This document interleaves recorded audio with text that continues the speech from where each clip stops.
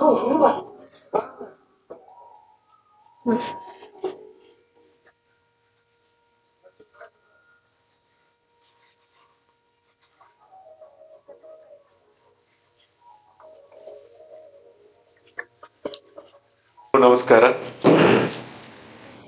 ಮೊದಲಿಗೆ ಆ ನಿಮ್ಮಲ್ಲಿ ಕ್ಷಮೆ ಕೇಳ್ತೀನಿ ಎಲ್ಲರನ್ನು ಒಳಗೊಂಡಂತೆ.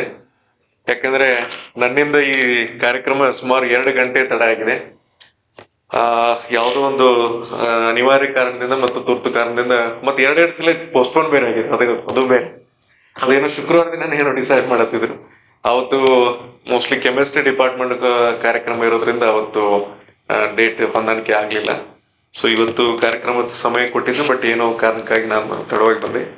ಈ ಒಂದು 2024-25ನೇ ಸಾಲಿನ ಹೊಸ ವಿದ್ಯಾರ್ಥಿಗಳ 2000 ಏನು ನಮ್ಮ MCOMಗೆ ಹೊಸದಾಗಿ ಅಡ್ಮಿಷನ್ ಅನ್ನು ಪಡೆದಂತ ವಿದ್ಯಾರ್ಥಿಗಳಿಗೆ ಆಯೋಜಿಸುವ ಈ ಫ್ರೆಷರ್ಸ್ ಡೇ ಕಾರ್ಯಕ್ರಮ ಮತ್ತು ಕಾಮರ್ಸ್ ಅಸೋಸಿಯೇಷನ್ ನ ಉದ್ಘಾಟನೆಯ ಕಾರ್ಯಕ್ರಮದ ಅಧ್ಯಕ್ಷತೆಯನ್ನ ವಹಿಸಿರುವ ವಿಶ್ವವಿದ್ಯಾಲಯದ ಕಾಮರ್ಸ್ ವಿಭಾಗದ ವಾಣಿಜ್ಯ ವಿಭಾಗದ ಡೀನರು ಹಾಗೂ ನಮ್ಮ ಸಿಂಡಿಕೇಟ್ ನ ಸದಸ್ಯರು ಮತ್ತು ನಮ್ಮ ಬಹುಶಃ ಏನು ಸದ್ಯವಾಗಿ ಸೀನಿಯರ್ ಆಗ್ತಿರ್ಕಂದ್ರೆ ಸೀನಿಯರ್ ಬಂದಿದೆ ಸರ್, ಹಿರಿಯ ನಮ್ಮ ಪ್ರಾಧ್ಯಾಪಕರು ಆಗಿರುವ ಡಾಕ್ಟರ್ ಆಕಾಶ್ ಅವರೇ, ಹಾಗೂ ಈ ಒಂದು ವಾಣಿಜ್ಯ ವಿಭಾಗದಲ್ಲಿ ಉಪನ್ಯಾಸಕರಾಗಿ ಕರ್ತವ್ಯ ನಿರ್ವಹಿಸುತ್ತಿರುವ ಮತ್ತು ಈ ಹಿಂದೆ ವಿಜಯಪುರದ ಅಕ್ಕ ಮಹಾದೇವಿ ವಿಶ್ವವಿದ್ಯಾಲಯದಲ್ಲಿ ಕುಲಸಚಿವರಾಗಿ ಕಾರ್ಯನಿರ್ವಹಿಸಿರುವ ಡಾಕ್ಟರ್ ನಮ್ಮ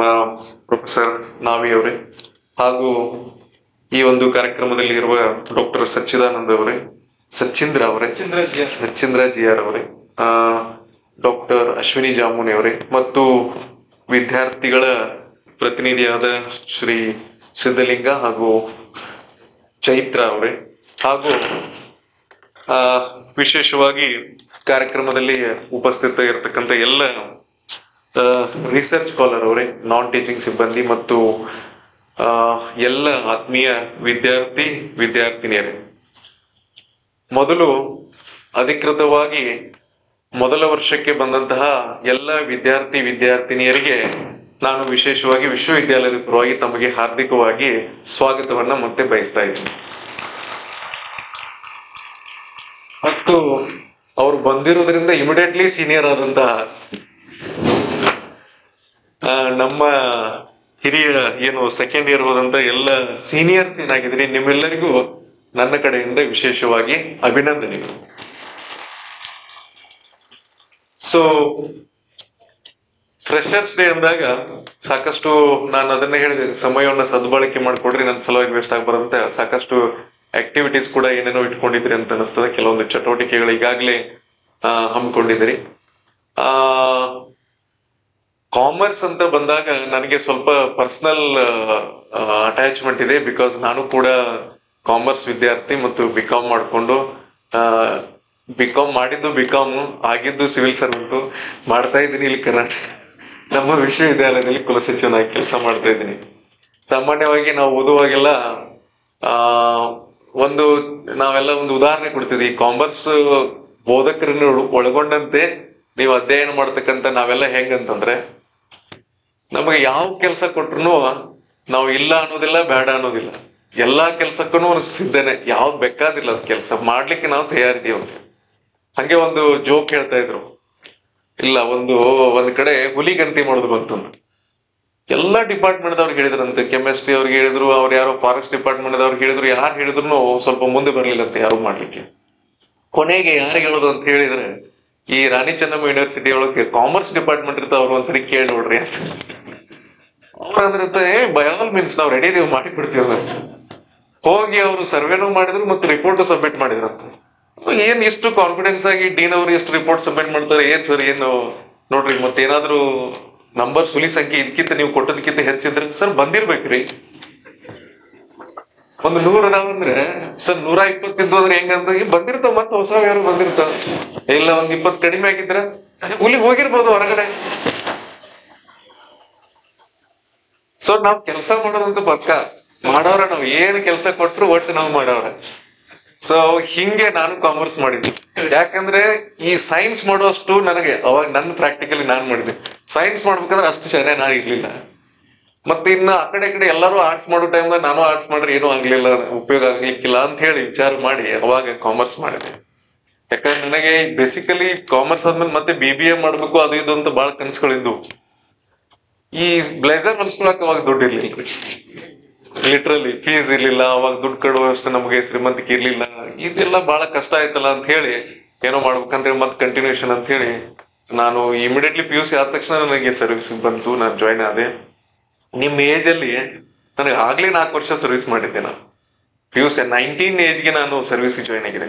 ಈಗ ಆಲ್ಮೋಸ್ಟ್ ನಾನು ಒಂದು 15-16 ವರ್ಷ ಆಯ್ತು ನಾನು ಸರ್ಕಾರದಲ್ಲಿ ಕೆಲಸ ಮಾಡ್ತಾ ಇದ್ದು. ವೇರಿಯಸ್ ಕೆಪಾಸಿಟಿಯಲ್ಲಿ ಕೆಲಸ ಮಾಡ್ತಾ ಬಂದಿದ್ದೀನಿ. ಒಬ್ಬ ಏನು ಕ್ಲರಿಕಲ್ ಹುದ್ದೆಯಿಂದ ಹಿಡ್ಕೊಂಡು ಅದಕ್ಕಿಂತ ಮುಂಚೆ ಹೇಳ್ಬೇಕಾದ್ರೆ ಒಂದು ಖಾಸಗಿ ಕಾರ್ಖಾನೆಯಲ್ಲಿ ಪ್ರೈವೇಟ್ ಕಂಪನೀಸ್ ಏನಿರ್ತಾವ, ಏನು ಫ್ಯಾಕ್ಟ್ರೀಸ್ ಏನಿರ್ತಾವ, ಅಲ್ಲೂ ಕೂಡ ಕೆಲಸ ಮಾಡ್ಬೇಕ್ರಿ, ಏನಾದ್ರು ದುಡಿಬೇಕು, ಏನಾದ್ರು ಮಾಡ್ಕೋಬೇಕಂತ ಹೇಳಿ ಸ್ಟಾರ್ಟ್ ಆದಂತಹ ಜರ್ನಿ ಇವತ್ತು ಕರ್ನಾಟಕದ ಅತ್ಯುನ್ನತ ಸೇವೆ ಅಂತ ಕರ್ನಾಟಕ ಆಡಳಿತ ಸೇವೆಯಲ್ಲಿ ಜಾಯಿನ್ ಆಗಿ ಇದರಲ್ಲೂ ಕೂಡ ಈಗ ನೀವು ಸಚಿಂದ್ರ ಅವ್ರು ಹೇಳುವಾಗ ನೋಡಿರ್ಬೋದು, ನನ್ನ ಸರ್ವಿಸ್ಗಿಂತ ಹೆಚ್ಚು ಟ್ರಾನ್ಸ್ಫರ್ಸ್ ಪೋಸ್ಟಿಂಗ್ಸ್ ಜಾಸ್ತಿ ಇದಾವೆ. ಯಾಕಂದ್ರೆ ನಾನು ಇಲ್ಲಿ ಮಾಡಿದ 7 ವರ್ಷ ಸರ್ವಿಸ್ ಆಗಿದೆ ನಾನು ಇದರಲ್ಲಿ ಆಸ್ ಎ ಅಡ್ಮಿನಿಸ್ಟ್ರೇಟಿವ್ ಸರ್ವಿಸ್ ಬಂದ ಮೇಲೆ. ಬಟ್ ಆಗ್ಲೇ ನನಗೆ ಇದು ಇಲ್ಲಿ ಬಂದಿರೋದು 9ನೇ ಜಾಗ ನಾನು. ಸೊ ಹೀಗೆ ನಡೀತಾ ಇದ್ದ ಜರ್ನಿ. ಇದ್ರ ಜೊತೆಗೆ ನಿಮಗೆ ನಾನು ಇವತ್ತು ಏನು ಕಿವಿ ಮಾತನ್ನ ಹೇಳ್ಬೇಕು, ನಿಮ್ ಜೊತೆಗೆ ಒಂದಷ್ಟು ಹಂಚ್ಕೋಬೇಕಾದ್ರೆ ಏನ್ ಹಂಚ್ಕೋಬೇಕು, ಯಾವುದು ಬಹಳ ಮುಖ್ಯ ಅಂತ ನಾನು ಭಾವಿಸಿದ್ದೀನಿ ಅಂದ್ರೆ ದ ಏಜ್ ಇದೆಯಲ್ಲ ನಿಮ್ಗೆ ಇರ್ತಕ್ಕಂಥ ಈಗೇನ್ ನೀವು ಈ ಪೊಟೆನ್ಶಿಯಲ್ ಟೈಮ್ ಅಲ್ಲಿ ನೀವೇನು ಕಲಿತಾ ಇದ್ರಲ್ಲ, ಬಹಳ ಚೆನ್ನಾಗಿ ಅಧ್ಯಯನ ಮಾಡ್ಲಿಕ್ಕೆ ಅಂತ ಏನೋ ಡಿಸಿಷನ್ ತಗೊಂಡು ಬಂದಿದಿರಲ್ಲ, ಆ ಡಿಸಿಷನ್ ಏನಾಗಿರ್ಬಾರ್ದು ಅಂದ್ರೆ ಬಹಳ ಸ್ವಲ್ಪ ಲೈಟ್ ಆಗಿ ಹೇಳ್ಬೇಕಂದ್ರೆ ಮನ್ಯಾಗ ಮದ್ವಿ ಮಾಡ್ತಾರ ಅಂತ ಹೇಳಿ ಬಂದು ಇಲ್ಲಿ ಡಿಗ್ರಿ ಏನೋ ಪೋಸ್ಟ್ ಗ್ರಾಜುಯೇಷನ್ ನೀವು ಜಾಯ್ನ್ ಆಗಿರ್ಬೋದು. ಹೌದಲ್ಲ? ಆ ಮೈಂಡ್ ಸೆಟ್ ದಿಂದ ದಯವಿಟ್ಟು ಹೊರಗೆ ಬರ್ರಿ. ಮತ್ತೆ ಹಂಗೇನೋ ಆಗದೆ 2 ವರ್ಷ ಹೆಂಗಿದ್ರೆ ತಳಿದ್ರೆ ಆಯ್ತು, ಆಮೇಲೆ ಹೆಂಗಿದ್ರು ಮದ್ವಿ ಮಾಡ್ತಾರೆ, ಮದ್ವಿ ಮಾಡ್ಕೊಂಡು ಹೋಗೋದು ಸ್ವಲ್ಪ ಹುಡುಗರಿಗೆ ಕಷ್ಟ ರೀ. ಹುಡುಗರ ಸಂಖ್ಯೆ ಕಡಿಮೆ, ನಿಮ್ಗೆ ಲಗುಟ್ ಹೆಣ್ಣು ಸಿಗಂಗಿಲ್ಲ ಈ ಸದ್ಯಕ್ಕೆ. ಯಾಕಂದ್ರೆ ಏನಾಗಿಬಿಟ್ಟಿದೆ ಅಂದ್ರೆ ಈ ಹೆಣ್ಮಕ್ಳಿಗೆ ಒಂದು ಕಿವಿ ಮಾತು ಏನಂದ್ರೆ ಫ್ಯಾಕ್ಟ್ರಿ ಒಳಗ್ 3,000 ರೂಪಾಯಿ ಕೆಲಸ ಐತಂದ್ರು ಸಾಕು, ನೌಕರಿನ ಬೇಕಂತಾರ. ನಿಮ್ದೇನ್ ಒಂದ್ 20 ಎಕರೆ ಹೊಲ ಐತಿ, ನಾನೊಂದು 500 ಟನ್ ಕಬ್ಬು ಕಳಿಸ್ತೀನಿ, 1,000 ಟನ್ ಕಬ್ಬು ಕಳಿಸ್ತೀನಿ, ನಂದು ವರ್ಷಕ್ಕೊಂದು 30 ಲಕ್ಷ ರೂಪಾಯಿ ಬರ್ತದಂದ್ರ ಕೇರ ಮಾಡಲ್ರಿ ಅವ್ರು. ನೌಕರಿ ಬೇಕಷ್ಟೇ. ಒಂದ್ 5,000 ಪಗಾರ ಇರ್ಲಿ, 6,000 ಪಗಾರ ಇರ್ಲಿ, ಒಂದು ನೌಕರಿ ಬೇಕು ಅಂತ ಹೇಳ್ತಾರೆ. ಇವನ್ನೆಲ್ಲ ನಾವು ಸ್ವಲ್ಪ ಅರ್ಥ ಮಾಡ್ಕೋಬೇಕಾಗಿದೆ. ನಾವ್ ಎಲ್ಲಿ ಹೋಗ್ತಾ ಇದೀವಿ, ಏನ್ ಮಾಡ್ತಾ ಇದೀವಿ, ಇವುಗಳ ಬಗ್ಗೆ. ಯಾವ್ದು ಸಕ್ಸಸ್ಫುಲ್ ಲೈಫ್, ಏನ್ KS ಆಗಿ ಆಫೀಸರ್ ಆಗೋದು ಸಕ್ಸಸ್ಫುಲ್ ಲೈಫ್, ಪ್ರೊಫೆಸರ್ ಆದ್ರೆ ಸಕ್ಸಸ್ಫುಲ್ ಲೈಫ್, ಅಗ್ರಿಕಲ್ಚರ್ ಮಾಡಿದ್ರೆ ಕೆಟ್ಟ, ಬೇರೆ ಬೇರೆ ಹಿಂಗೆಲ್ಲ ಸಾಕಷ್ಟು ವಿಷಯಗಳಿದಾವ. ಬಟ್ ಅವೆಲ್ಲಕ್ಕಿಂತ ಮುಖ್ಯವಾಗಿ ನಾನು ಏನು ನಿಮಗೆ ಹೇಳಲಿಕ್ಕೆ ಬಯಸ್ತೀನಿ ಅಂತಂದ್ರೆ, ಒಂದ್ ಕಡೆ ನಾನು ಬಹಳ ಸರಿ ಇದನ್ನ ಪ್ರಸ್ತಾಪ ಮಾಡಿದ್ದೀನಿ. ಸರ್ ಎಂ ವಿಶ್ವೇಶ್ವರಯ್ಯನವರು, ಇದನ್ನ ನಾನು ಲಿಟ್ರಲಿ ನಾನು ಅದನ್ನ ಬಹಳ ಮನಸ್ಸಿನಿಂದ ತಗೊಂಡು ಆ ತರ ಅದನ್ನ ಫಾಲೋ ಮಾಡ್ತೀನಿ. ಸರ್ ಎಂ ವಿಶ್ವೇಶ್ವರಯ್ಯನವರು ಅವರು ಹೇಳಿದ್ದಾರೆ, ಏನ್ ಹೇಳಿದಾರೆ ಅಂದ್ರೆ, ನೀವು ಯಾವುದೇ ಕೆಲಸ ಮಾಡ್ರಿ. ಯಾಕಂದ್ರೆ ನಾನು ಇಲ್ಲಿ ಇದೇ ನನಗೆ ಗೊತ್ತಿರುವ ಹಾಗೆ ನೀವು ಕೆಲವೊಬ್ರು ಚಾರ್ಟರ್ಡ್ ಅಕೌಂಟೆಂಟ್ ಅಂತ ಆಗ್ಬೇಕಂತ ಅಂದ್ಕೊಂಡಿರ್ತೀರಿ, ಕೆಲವೊಬ್ರು ಏನೋ ICWA ಮಾಡಿ ಮುಂದೆ ಹೋಗ್ಬೇಕು ಅಂದ್ಕೊಂಡಿರ್ತೀರಿ, ಕೆಲವೊಬ್ರು ಕಾಮರ್ಸ್ ಅಲ್ಲಿ ಲೆಕ್ಚರ್ ಆಗ್ಬೇಕಂತ ಅಂದ್ಕೊಂಡಿರ್ತೀರಿ, ಕೆಲವೊಬ್ರು ಏನದು ಕಂಪ್ನಿ ಸೆಕ್ರೆಟರಿ ಆಗ್ಬೇಕಂತ ಅಂದ್ಕೊಂಡಿರ್ತೀರಿ, ಇಲ್ಲ ಒಂದು ಒಳ್ಳೆ ಎಸ್ಟಾಬ್ಲಿಷ್ಮೆಂಟ್ ಮಾಡ್ಬೇಕು, ಏನಾದ್ರು ಒಂದು ಎಂಟರ್ಪ್ರೈಸ್ ಹೋಗ್ಬೇಕು ಅಂತ ಈ ತರ ಎಲ್ಲ ಏನೇನೋ ಪ್ಲಾನ್ ಮಾಡ್ಕೊಂಡಿರ್ತೀರಿ. ಬಟ್ ಈ ಯಾವುದೇ ನೀವು ಗುರಿಯನ್ನ ನಿರ್ಧಾರ ಮಾಡ್ರಿ, ಬಿ ಸ್ಪೆಸಿಫಿಕ್ ಆಗಿ ಅದನ್ನ ನೀವೇ ಡಿಸಿಷನ್ ತಗೋಬೇಕು. ಅದನ್ನ ಯಾರೋ ಒಬ್ರು ಹೊರಗಿಂದ ನಿಮಗೆ ಅದನ್ನ ನಿಮ್ಮ ತಲೆಯಲ್ಲಿ ಹಾಕಿ ಇದನ್ನೇ ಆಗ್ರಿ ಅಂತ ಯಾರು ಹೇಳಲಿಕ್ಕೆ ಸಾಧ್ಯ ಇಲ್ಲ. ಅದು ಮನಸ್ಸಿನೊಳಗೆ ಬರ್ಬೇಕು. ನನ್ನ ಮನಸ್ಸಿನಲ್ಲಿ ನಾನು ಹೀಗಾಗ್ಬೇಕು, ನಾನು ಒಂದು ಏನಾದ್ರು ಒಂದು ಒಳ್ಳೆ ಕೆಲಸ ಮಾಡ್ಬೇಕು, ಇಂಥ ಸ್ಥಾನಕ್ಕೆ ಹೋಗ್ಬೇಕು ಅನ್ನೋದನ್ನ ಫಸ್ಟ್ ನೀವೇ ಡಿಸೈಡ್ ಮಾಡ್ಬೇಕು. ಹಾಗೆ ಡಿಸೈಡ್ ಮಾಡಿದ್ಮೇಲೆ ನೀವು ತಯಾರಿಯನ್ನ ಮಾಡ್ಕೋತಾ ಇದ್ದಾಗ ಏನಾಗ್ತಿರ್ತದೆ ಅಂದ್ರೆ, ಹೊರಗಿನ ಜಗತ್ತು ಬಹಳ ನೀವು ಅಂದ್ಕೊಂಡಷ್ಟು ಬಹಳ ಒಳ್ಳೆಯದಾಗಿಲ್ಲ, ಕಾಲ ಎಳಿತಿರ್ತದ. ಏನು ಎಲ್ಲರೂ ಕೂಡ ನಿಮ್ಗೆ ಹೆಂಗ್ ಮಾಡ್ತಿರ್ತಾರ ಅಂದ್ರೆ ನೆಗೆಟಿವ್ ಎನರ್ಜಿನ ಜಾಸ್ತಿ ತುಂಬ್ತಿರ್ತಾರ. ನಾವೇ ಓದಿದೀವಿ ಸಿಕ್ಕಾಪಟ್ಟೆ, ನಾವೇನು ಮಾಡಕ್ಕಾಗಲ್ಲ, ನೀವೇನ್ ಮಾಡ್ತಿರ್ ಬಿಡಪ್ಪ, MCOM ಮಾಡ್ರಿ ಏನ, MBA ಮಾಡ್ರಿ ಏನ್ ಮಾಡಿದ್ರಿ ಏನೈತಿ, ನೌಕರಿ ಸಿಗಲ್ಲ, ಹಾಗೆ ಹೀಗೆ ಅಂತ ಹೇಳ್ತಿರ್ತಾರ. ಬಟ್ ಎಲ್ಲೂ ಕೂಡ ನೀವು ಅಂತಹ ನೆಗೆಟಿವ್ ಎನರ್ಜಿಗಳಿಗೆ ನೀವು ಒಳಗಾಗ್ಬಾರ್ದು. ಸರ್ ಎಂ ವಿಶ್ವೇಶ್ವರಯ್ಯನವ್ರು ಹೇಳಿದ ಮಾತು ಈಗ ವಾಪಸ್ ಹೇಳ್ತೀನಿ. ಏನಂತಂದ್ರೆ, ಅವ್ರು ಹೇಳಿದಾರೆ, ನೀವು ನನಗೆ ಜಗತ್ತಿನೊಳಗ ನನಗೊಂದು ಕಸ ಹುಡುಗೋ ಕೆಲಸ ನೀವೇನಾದ್ರು ನನಗೆ ಕೊಡ್ತೀರಿ ಅಂತ ತಿಳ್ಕೊರಿ. ತಪ್ಪಿ ನನಗೆ ಅದೇ ಕೆಲಸ ಕೊಟ್ರಿ ಅಂತ ತಿಳ್ಕೊಡ್ರಿ. ಒಂದ್ ವೇಳೆ ನನಗೆ ನೀವು ಕಸ ಹುಡುಗ ಕೆಲಸ ಕೊಟ್ರು, ನಾನು ಈ ಜಗತ್ತಿನಾಗ ನನ್ನಂಗ ಸ್ವಚ್ಛ ಶಿಸ್ತಿನಿಂದ ನೀಟಾಗಿ ಇನ್ನೊಬ್ರು ಯಾರು ಕಸನ ಹುಡುಗಿರ್ಬಾರ್ದು, ಅಷ್ಟು ಚೆನ್ನಾಗಿ ನಾನು ಕೆಲಸ ಮಾಡ್ತೀನಿ ಅಂತ ಅವ್ರು ಹೇಳ್ತಾರೆ. ಇದನ್ನ ನಾವೀಗ ಅಪ್ಲೈ ಮಾಡ್ಕೋಬೇಕು. ಎಲ್ಲಿಗೆ ಅಪ್ಲೈ ಮಾಡ್ಕೋಬೇಕು? ಬಸವೇಶ್ವರರು ಏನ್ ಹೇಳಿದ್ದಾರೆ? ಕಾಯಕವೇ ಕೈಲಾಸ ಅಂತ ಹೇಳಿ. ಯಾವ್ದಾದ್ರು ಒಂದು ವೃತ್ತಿಯನ್ನ ಅವರು ಕೈಲಾಸ ಅಂತ ಹೇಳ್ಯಾರ ನೋಡ್ರಿ. ಪರ್ಟಿಕ್ಯುಲರ್ ಒಂದು ವೃತ್ತಿಯನ್ನು ಮಾಡಿದ್ರೆ, ಒಂದು ಏನೋ ದೇವರ ಸೇವೆಯನ್ನು ಮಾಡಿದ್ರೆ, ಅರ್ಚಕರು ಮಾಡಿದ್ರೆ ಮಾತ್ರ ಕೈಲಾಸಕ್ಕೆ ಹೋಗ್ತಾರ, ಅಥವಾ ಬೇರೆ ಯಾವ್ದಾದ್ರು ಒಂದು ಒಳ್ಳೆ ಕೆಲಸ, ಕೃಷಿ ಮಾಡಿದ್ರೆ ಮಾತ್ರ ಕೈಲಾಸಕ್ಕೆ ಹೋಗ್ತಾರ, ಬಿಸ್ನೆಸ್ ಮಾಡಿದ್ರೆ ಮಾತ್ರ, ಹಿಂಗೇನು ಹೇಳಿಲ್ಲ. ಅಥವಾ ರೊಕ್ಕ ಬಾಳ ಇದ್ರೆ ಇದ್ರ ಹೋಗ್ತಾರ ಅಂತ ಹೇಳಿಲ್ಲ. ಯಾವ್ದು ಶ್ರೇಷ್ಠಪ್ಪ ಅಂತಂದ್ರೆ, ಮಾಡುವ ಕೆಲಸವನ್ನ ಶ್ರದ್ಧೆಯಿಂದ ಭಕ್ತಿಯಿಂದ ಮನಸ್ಸು ಕೊಟ್ಟು ಅದರಲ್ಲಿ ನಮ್ಮನ್ನ ನಾವು ತೊಡಗಿಸಿಕೊಂಡು ಕೆಲಸ ಮಾಡಿದ್ರೆ ಅದು ಕೈಲಾಸವಾಗುತ್ತದೆ. ಕೈಲಾಸ ಅಂದ್ರೆ ನಾವು ಲಿಟ್ರಲ್ ಮೀನಿಂಗ್ ಅಲ್ಲಿ ಏನಂತೇವೆ, ಕೈಲಾಸಕ್ಕೆ ಹೋಗಿ ನೋಡೋದೇನು ಇರಂಗಿಲ್ಲ. ಈ ಮಾಡುವ ಕೆಲಸದೊಳಗೆ ನಾವು ಖುಷಿ ಒಳಗೆ ಇದ್ವಿ ಅಂದ್ರೆ, ಇರುವ ಸ್ಥಳದಲ್ಲಿ, ಕಾರ್ಯಸ್ಥಳದಲ್ಲಿ, ನಾವು ಬದುಕುವ ಸ್ಥಳದಲ್ಲಿ, ನಾವು ಜೀವಿಸುವ ಸ್ಥಳದಲ್ಲಿ, ನಮ್ಮ ನೆರೆಯವರವರ ಮಧ್ಯೆ ನಾವು ಖುಷಿಯಾಗಿ ಸಂತೋಷವಾಗಿದ್ವಿ ಅಂದ್ರೆ ಅದೇ ಸ್ವರ್ಗ. ಇದಕ್ಕೆಲ್ಲ ನಾವು ಹುಡುಕಾಡಕ್ ಹೋಗ್ಬೇಕಾಗಿಲ್ಲ. ಹಾಗೆ ನಾವು ನಮ್ಮ ಇರ್ತಕ್ಕಂಥ ವಾತಾವರಣವನ್ನ, ನಮ್ಮ ಜೀವಿತ ನಮ್ಮ ಈ ಒಂದು ಪರ್ಟಿಕ್ಯುಲರ್ ಸಮಯದಲ್ಲಿ ನಾವು ಒಳ್ಳೆಯ ಒಂದು ಸ್ಟ್ಯಾಂಡರ್ಡ್ ಆಫ್ ಲಿವಿಂಗ್ ಅಲ್ಲಿ ನಾವು ಬದುಕಬೇಕಾದ್ರೆ, ನಮ್ಮ ಒಂದು ಲೆವೆಲ್ ಆಫ್ ಸ್ಟ್ಯಾಂಡರ್ಡ್ ಲಿವಿಂಗ್ ಏನಂತ ಅಂತೀವಿ ನಾವು, ಅದು ಚೆನ್ನಾಗಿರ್ಬೇಕಾದ್ರೆ ನಾವು ಏನ್ ಮಾಡ್ಬೇಕು? ಅದಕ್ಕೆ ತಕ್ಕಂತೆ ಏನ್ ತಯಾರಿ ಮಾಡ್ಬೇಕು? ಇನ್ನು ಈಗ ನಿಮ್ಗೆ ಒಂದು 22-23 ಏಜ್ ಇದ್ದೀರಿ, ಇನ್ನು 10 ವರ್ಷದ ನಂತರ ನಿಮ್ ಲೈಫ್ ಸ್ಟೈಲ್ ಹೇಗಿರ್ಬೇಕು? ಇನ್ನು 5 ವರ್ಷದ ನಂತರ ನಿಮ್ ಲೈಫ್ ಸ್ಟೈಲ್ ಹೇಗಿರ್ಬೇಕು? ನಿಮ್ಮ ರಿಕಗ್ನಿಷನ್ ಹೇಗಿರ್ಬೇಕು ಸೊಸೈಟಿಯಲ್ಲಿ ಅನ್ನೋದನ್ನ ಡಿಸೈಡ್ ಮಾಡುವಂತಹ ಪರ್ಟಿಕ್ಯುಲರ್ ಸಮಯ ಈಗ ಬಂದಿದೆ. ಆ ಸಮಯದಲ್ಲಿ ನೀವು ಏನ್ ಮಾಡ್ಬೇಕು? ಬಹಳ ಹೇಳ್ತಾರೆ, ನಿಮ್ಗೆಲ್ಲ ಗೊತ್ತಿದೆ, ಎಕನಾಮಿಕ್ಸ್ ಅಲ್ಲಿ ನೀವು ಓದಿದಿರಿ. ಯಂಗ್ ಏಜ್ ಗ್ರೂಪ್ ಏನಂತೀವಿ ನಾವು, ಭಾರತದಲ್ಲಿ ಅತಿ ಹೆಚ್ಚಿನ ಜನಸಂಖ್ಯೆ ನಮ್ಮಲ್ಲಿ ಇರೋದ್ರಿಂದ age group of between 18 to 35-40 ಏನಾದ್ರು ಹಿಡ್ಕೋಬಹುದು ನಾವು. ಆ ಒಂದು ದುಡಿಯೋ ವಯಸ್ಸು, ಕೆಲಸ ಮಾಡುವ ವಯಸ್ಸಿನ ಸಂಖ್ಯೆ ನಮ್ಮ ದೇಶದಲ್ಲಿ ಹೆಚ್ಚಿಗೆ ಇದೆ. ಅದಕ್ಕಾಗಿ ನಮಗೆ ಡೆಮೋಗ್ರಫಿಕಲ್ ಡಿವಿಡೆಂಡ್ ಇರತಕ್ಕಂತ ದೊಡ್ಡ ದೇಶ ಭಾರತ ಅಂತ ಹೇಳ್ತಿರ್ತಾರೆ. ಆ ಜನಸಂಖ್ಯಾ ಲಾಭಾಂಶ ಅಂತ ಹೇಳಿ ಬದಲಾಗಬೇಕಾದ್ರೆ, ಆ ಲಾಭಾಂಶವನ್ನ ನಾವು ಪಡಿಬೇಕಾದ್ರೆ ನಾವು ಎಷ್ಟು ಶ್ರಮ ಪಡಬೇಕು, ಎಷ್ಟು ಗಂಟೆ ನಾವು ಕೆಲಸ ಮಾಡಬೇಕು, ಎಷ್ಟು ಗಂಟೆ ನಾವು ನಮ್ಮನ್ನ ತೊಡಗಿಸಿಕೊಳ್ಬೇಕು, ಅದರ ಮೇಲೆ ನಿಮ್ಗೆ ನಿರ್ಧಾರ ಆಗ್ತದ. ನೋಡ್ರಿ, ನಾನು ಈ ಮಾತನ್ನ ಯಾಕೆ ಹೇಳ್ತೀನಂದ್ರೆ, ಬೇಸಿಕಲಿ ಅವರು ನನ್ನ ಇಂಟ್ರೊಡಕ್ಷನ್ ಹೇಳ್ರು. ಪಕ್ಕಾ ನಿಮಗ್ ಪರಿಚಯ ಹೇಳ್ಬೇಕಾದ್ರೆ ನಾನು ಹೇಳ್ತೀನಿ, ನಮ್ಮವ್ವ ಅಪ್ಪ ಅಗ್ರಿಕಲ್ಚರ್ ಫ್ಯಾಮಿಲಿ. ಹೌದಾ? ಅಗ್ರಿಕಲ್ಚರ್ ಫ್ಯಾಮಿಲಿ ಅಂದ್ರೆ ಕೃಷಿಯಲ್ಲಿ ದೊಡ್ಡ ಫ್ಯಾಮಿಲಿ ಅಲ್ಲ. ಕೃಷಿಯೊಳಗೆ ನಂದಿರೋದು 75 ಗುಂಟೆ ಹೊಲ. ಎಷ್ಟ್ ಹೇಳ್ರಿ? ಎಷ್ಟ್ ಎಕರೆ ಅದ? 1.5 ಎಕರೆ 2 ಎಕರೆ ಸ್ವಲ್ಪ ಕಡಿಮೆ. ಆ 2 ಎಕರೆ ಒಳಗೆ ಬರೀ ಒಣ ಮಡ್ಡಿ ಅದ, ಏನು ಬೆಳೆಯಂಗಿಲ್ಲ. ಈಗ್ಲೂ ಹೋಗಿ ಗುದ್ದಾಡಿದ್ರೆ ಏನೂ ಆಗಲ್ಲ. ಹಾಗಾದ್ರೆ ಏನ್ ಮಾಡ್ತೀರಿ ನಮ್ಮ ತಂದೆ ತಾಯಿ ಅಂದ್ರೆ, ಎಲ್ಲಾ ನಮ್ ಊರೊಳಗಿನ ಬೇರೆ ಬೇರೆ ಚಲೋ ಗೌಡ್ರು, ಸಾವುಕಾರರು, ಶ್ರೀಮಂತರು ಅಂತ ಏನಿರ್ತಾರೋ ಅಂತವ್ರೆಲ್ಲ ಹೊಲ ಪಾಲಿಗೆ ಹಚ್ಕೊಳ್ಳೋದಂತಲ್ಲ, ಹಂಗ ಪಾಲಿಗೆ ಹಚ್ಕೊಳ್ತಿದ್ರು. ಆ ಪಾಲಿಗೆ ಹಚ್ಕೊಂಡು ಅವ್ರು ಇಲ್ಲಿ ದುಡಿತಿದ್ರು. ನನಗೂ ಸಮಯ ಸಿಕ್ಕಾಗೆಲ್ಲ ನಾನು ಅಲ್ಲಿ ಹೋಗಿ ಕೆಲಸ ಮಾಡ್ತಿದ್ದೆ, ಇದನ್ನ ಮಾಡ್ಕೊಳ್ತಾ ಬರ್ತಿದ್ದೆ.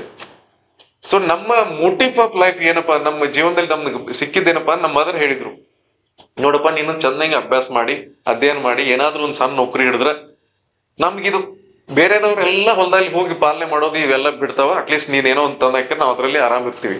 ಇಲ್ಲ ಅಂತಂದ್ರೆ ನಾವು ಹಿಂಗೆ ಈ ಹೊಲ ಬಿಡಿಸ್ತಾರ, ಆಮೇಲೆ ಆ ಹೊಲ ಮಾಡ್ತೀವಿ, ಹೊಲ ಬಿಡಿಸ್ತಾರ, ಆಮೇಲೆ ಇನ್ನೊಂದ್ ಕಡೆ ಮಾಡ್ತೀವಿ, ಇಲ್ಲಾಂದ್ರೆ ಇನ್ನೊಂದ್ ಕಡೆ ಕೂಲಿ ಮಾಡ್ಕೊತ ಹೋಗ್ತೀವಿ, ಹಿಂಗೆ ಹೇಳಿದ್ರು.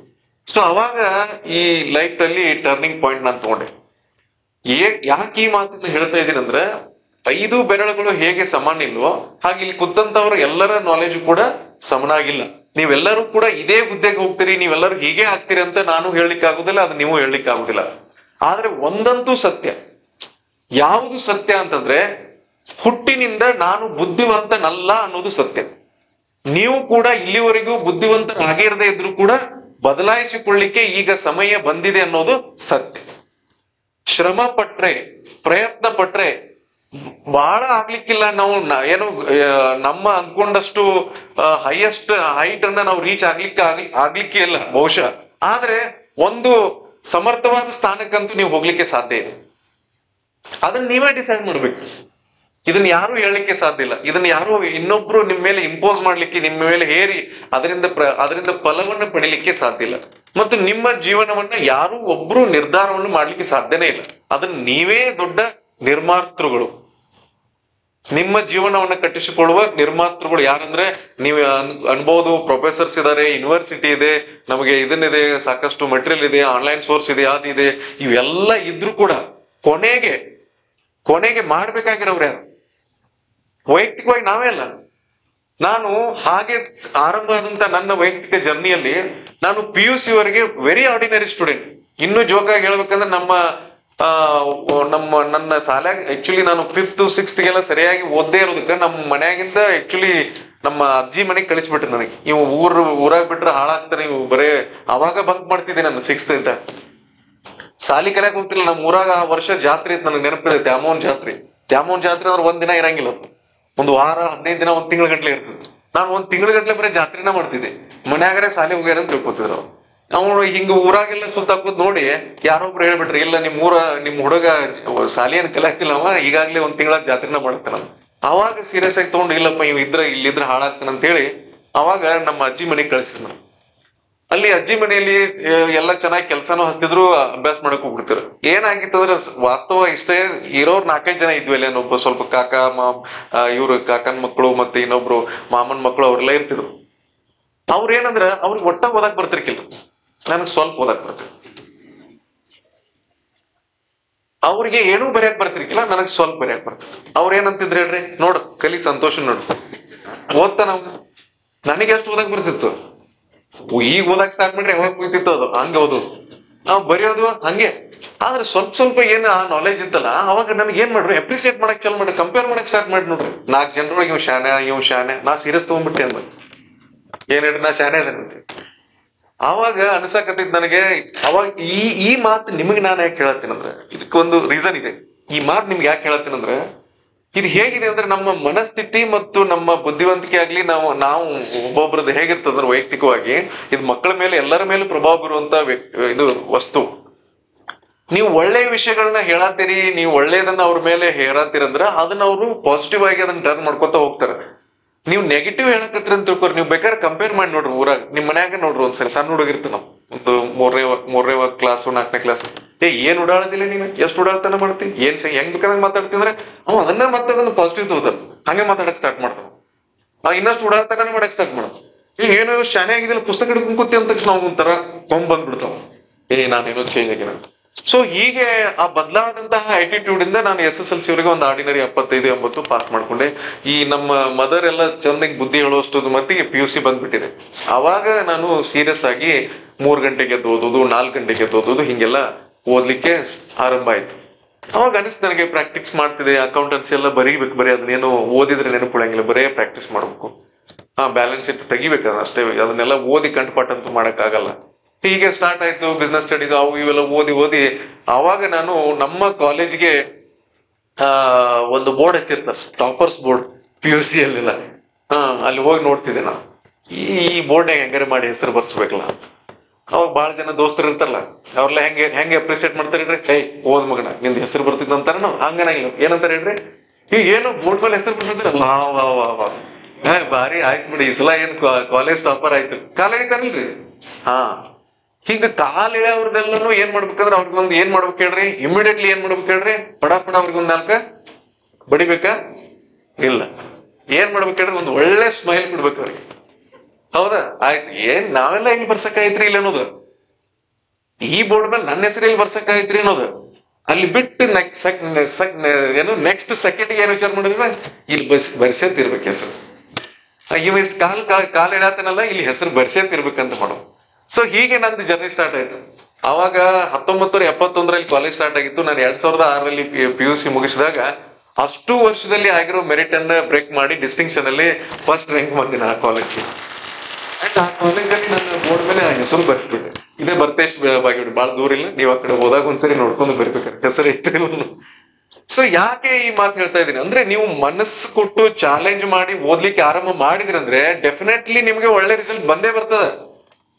ಇದಕ್ಕೇನೋ ದೊಡ್ಡ IQ ಬಹಳ ಶಾನೆ ಇರ್ಬೇಕು, ಬುದ್ಧಿವಂತರ ಇರ್ಬೇಕಂತ ಹಂಗಿಲ್ಲ, ಮನ್ಸ್ ಕೊಟ್ಟು ಓದ್ಬೇಕಷ್ಟೇ.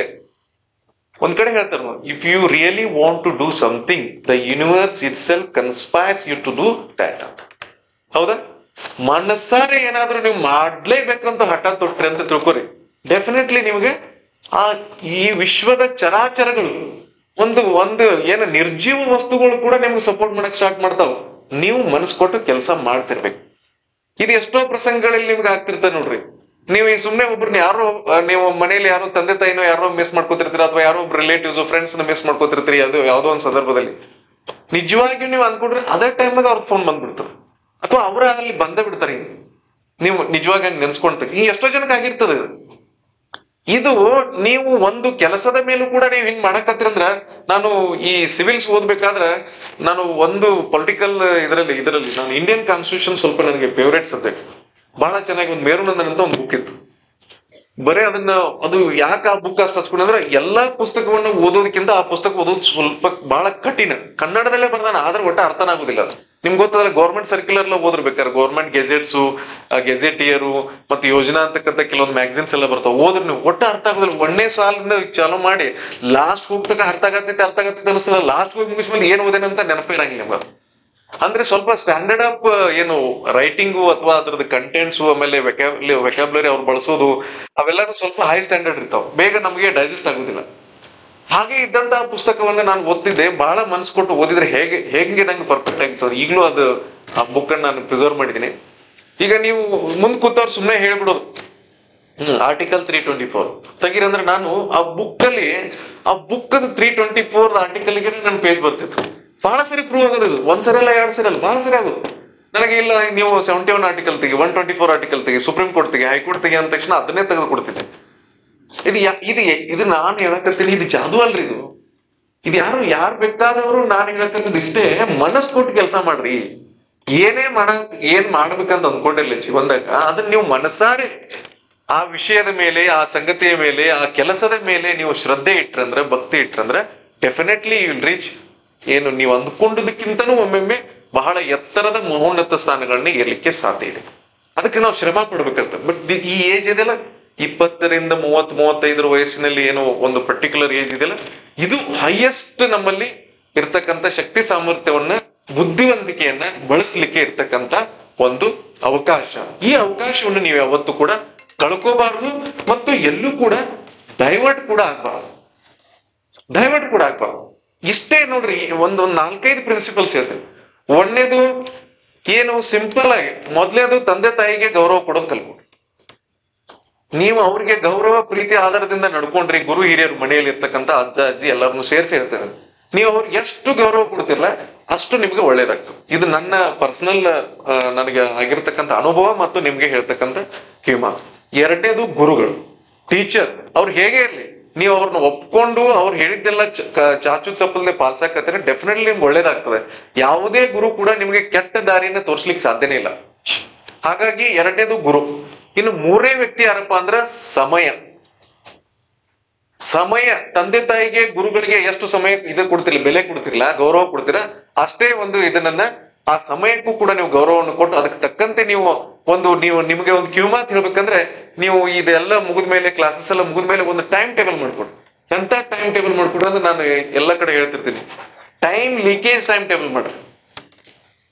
ಇಲ್ಲಿ ಕ್ಲಾಸ್ ಅಲ್ಲಿ ಅಂತೂ ಅವರು ಡೀನ್ ಸಾಹೇಬ್ ಮಾಡ್ಕೊಟ್ಟಿರ್ತಾರೆ ನಿಮ್ಗೆ ಯಾವ್ಯಾವ ಕ್ಲಾಸ್ ಅಲ್ಲಿ ಯಾವಾಗ ಇರ್ಬೇಕು, ಏನಿರ್ಬೇಕು ಅನ್ನೋ ಟೈಮ್ ಟೇಬಲ್ ಇರ್ತದೆ. ಇನ್ನೊಂದು ನೀವು ಮಾಡ್ಬೇಕಾಗಿದ್ದು ಟೈಮ್ ಲೀಕೇಜ್. ಎಲ್ಲೆಲ್ಲಿ ನಿಮ್ಮ ಸಮಯ ಹಾಳಾಗತ್ತೈತಿ, ನೀವು ಯಾವ ಮೊಬೈಲ್ಗೆ ಎಷ್ಟು ಟೈಮ್ ಕೊಟ್ಟಿರಿ, ಯಾರಿಗೆ ಪಾಲ್ತು ಮಾತಾಡ್ಲಿಕ್ಕೆ ಎಷ್ಟು ಸಮಯ ಕೊಟ್ಟಿರಿ, ಎಲ್ಲಿ ಬೇರೆ ಬೇರೆ ಯಾವ್ಯಾವ ಕಾರಣ, ಅದು ಯಾವ್ದಾದ್ರು ಒಳ್ಳೇದಿರ್ಲಿ ಕೆಟ್ಟದಿರ್ಲಿ, ಒಮ್ಮೊಮ್ಮೆ ಟ್ರಾನ್ಸ್ಪೋರ್ಟೇಷನ್ ಇರ್ತದ, ಒಮ್ಮೊಮ್ಮೆ ಬೇರೆ ಬೇರೆ ಒಳ್ಳೆ ವಿಚಾರಗಳಿಗೆ ಡಿಸ್ಕಷನ್ ಟೈಮ್ ಕೊಟ್ಟಿರ್ತೀರಿ. ಯಾವ್ಯಾವ ಟೈಮ್ ಅನ್ನ ಎದ್ದು ಕೊಟ್ಟಿ ಅಂತ ಒಂದ್ಸರಿ ಬರೀರಿ. ಇದನ್ನೊಂದು 15 ದಿನ ಬರೀರಿ. 15 ದಿನ ಆದ್ಮೇಲೆ ನಿಮ್ಗೆ ಯಾರು ನೋಡ್ರಿ, ಯಾರು ಕೂಡ ನಿಮ್ಗ ನಿಮ್ಮ ಜೀವನ ಹಿಂಗ ನಡ್ರಿ, ಹಿಂಗ ಓದ್ರಿ, ಹಿಂಗ ಮಾಡ್ರಿ ಅಂತ ಅಷ್ಟೊಂದು ನಿಮ್ಗೆ ಹೇಳಕ್ ಆಗಲ್ಲ. ಪದೇ ಹೇಳ್ತೀನಿ, ನೀವೇ ಮಾಡ್ಕೋಬೇಕು. ಇದನ್ನ ಹೆಂಗ್ ಮಾಡ್ಬೇಕಂದ್ರೆ ಈ ತರ ಒಂದು ಸ್ಟ್ರಾಟಜಿ ಮಾಡ್ಬೇಕು. ಅವಾಗ ನಿಮ್ಗೆ ಗೊತ್ತಾಗ್ತದೆ ನಂದು ಕ್ವಾಲಿಟೇಟಿವ್ ಟೈಮ್ ಎಷ್ಟು, 24 ಗಂಟೆ ಒಳಗೆ ನಾನು ಎಷ್ಟು ಸಮಯವನ್ನು ನಾನು ಒಳ್ಳೆ ಕೆಲಸಕ್ಕಾಗಿ, ನನ್ನ ಏನು ಮುಂದಿನ ಜೀವನದ ಭವಿಷ್ಯದ ಉಜ್ವಲ ಭವಿಷ್ಯದ ನಿರ್ಮಾಣಕ್ಕಾಗಿ ಅದರಲ್ಲಿ ನನ್ನ ಸಮಯವನ್ನು ಎಷ್ಟು ಕಳೆಯತೀನಿ, ಮತ್ತು ಅದರಲ್ಲಿ ಎಷ್ಟು ವೇಸ್ಟ್ ಸಮಯ, ಅದು ಎಂದೂ ಉಪಯೋಗ ಆಗಲಂತ ಸಮಯವನ್ನು ಎಷ್ಟು ಕಳೆಯತೀನಿ, ಮನರಂಜನೆ ಅದು ಇದು ಎಷ್ಟು ಕಳೆದ್ರೆ ಅದು ಮಾಡಿ. ನೀವು ಏನು ಪೂರ್ತಿ ಗಂಭೀರವಾಗಿರ್ಬೇಕಂತ ನಾನೇನು ಬಯಸೋದಿಲ್ಲ. ಎಂಟರ್ಟೈನ್ಮೆಂಟ್ ಇರಬೇಕು, ಕಾಲೇಜ್ ಇರ್ತದೆ, ಕಾಲೇಜ್ ಲೈಫಲ್ಲಿ ಸ್ವಲ್ಪ ನೀವು ಖುಷಿಯಾಗಿರ್ಬೇಕು, ಅದೆಲ್ಲ ಓಕೆ. ಬಟ್ ಆ ಎಂಟರ್ಟೈನ್ಮೆಂಟ್ ಕಾಲೇಜ್ ಲೈಫ್ ಅಪ್ಪ. ಇದು 3. 4ನೇದು, ನೀವು ಪ್ರತಿದಿನ ಕಾಲೇಜಿಗೆ ಬಂದ ತಕ್ಷಣ ನನ್ನ ತಂದೆ ತಾಯಿ ಈ ಕಾಲೇಜ್ಗೆ ಯಾಕೆ ಕಳಿಸಿದಾರೆ ಇಷ್ಟ ವಿಚಾರ ಮಾಡ್ರಿ. ಬರೀ ಯಾವ್ದಕ್ ಕಳಿಸ್ಯಾರ? ಯಾವ ತಂದೆ ತಾಯಿ ಆದ್ರೂ ಹೋಗ್ಲಿ ನನ್ನ ಮಗ ಕಾಲೇಜ್ಗೆ ಹೋಗಿ ತಿರುಗಾಡಿ ಆರಾಮ್ ಮಜ್ಜಾ ಮಾಡಿ ಬರ್ಲಿ 2 ವರ್ಷ ಅಂತ ಯಾರಿಗಾರು ಕಳಿಸ್ಯಾರ? ಮತ್ತೆ ಯಾರಿಗೂ ಕಳಿಸಿಲ್ಲ.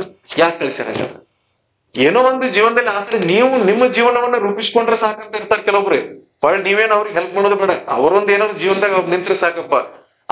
ಅದನ್ನ ನಿರ್ಧಾರ ಮಾಡಿ, ನಾನು ಯಾಕೆ ಇಲ್ಲೇ ಬಂದಿದ್ದೀನಿ, ಮತ್ತೆ ಇನ್ನ ಇದೇನು ನಾನು ಏನ್ ಮಾಡಾಕತ್ತೀನಿ, ನಾನ್ ಮಾಡುವ ಕೆಲಸ ಇದರಿಂದ ಏನಾದ್ರೂ ಆ ಗಮ್ಯ ಗುರಿ ಏನ್ ನಾನು ಹೋಗ್ಬೇಕಂತಿದ್ದಿಲ್ಲ ಅದಕ್ಕೆ ತಕ್ಕಂತೆ ನಾನು ಮಾಡ್ತಾ ಇದ್ದೀನೋ ಇಲ್ವೋ ಅನ್ನೋದ್ರ ಬಗ್ಗೆ ಸ್ವಲ್ಪ ಇಷ್ಟು ಬೇಸಿಕ್ ಪ್ರಿನ್ಸಿಪಲ್ ಇಟ್ಕೊಂಡು ನೀವು ಕೆಲಸ ಮಾಡಿದ್ರೆ ಸಾಧ್ಯ ಆಗೇ ಆಗ್ತದ.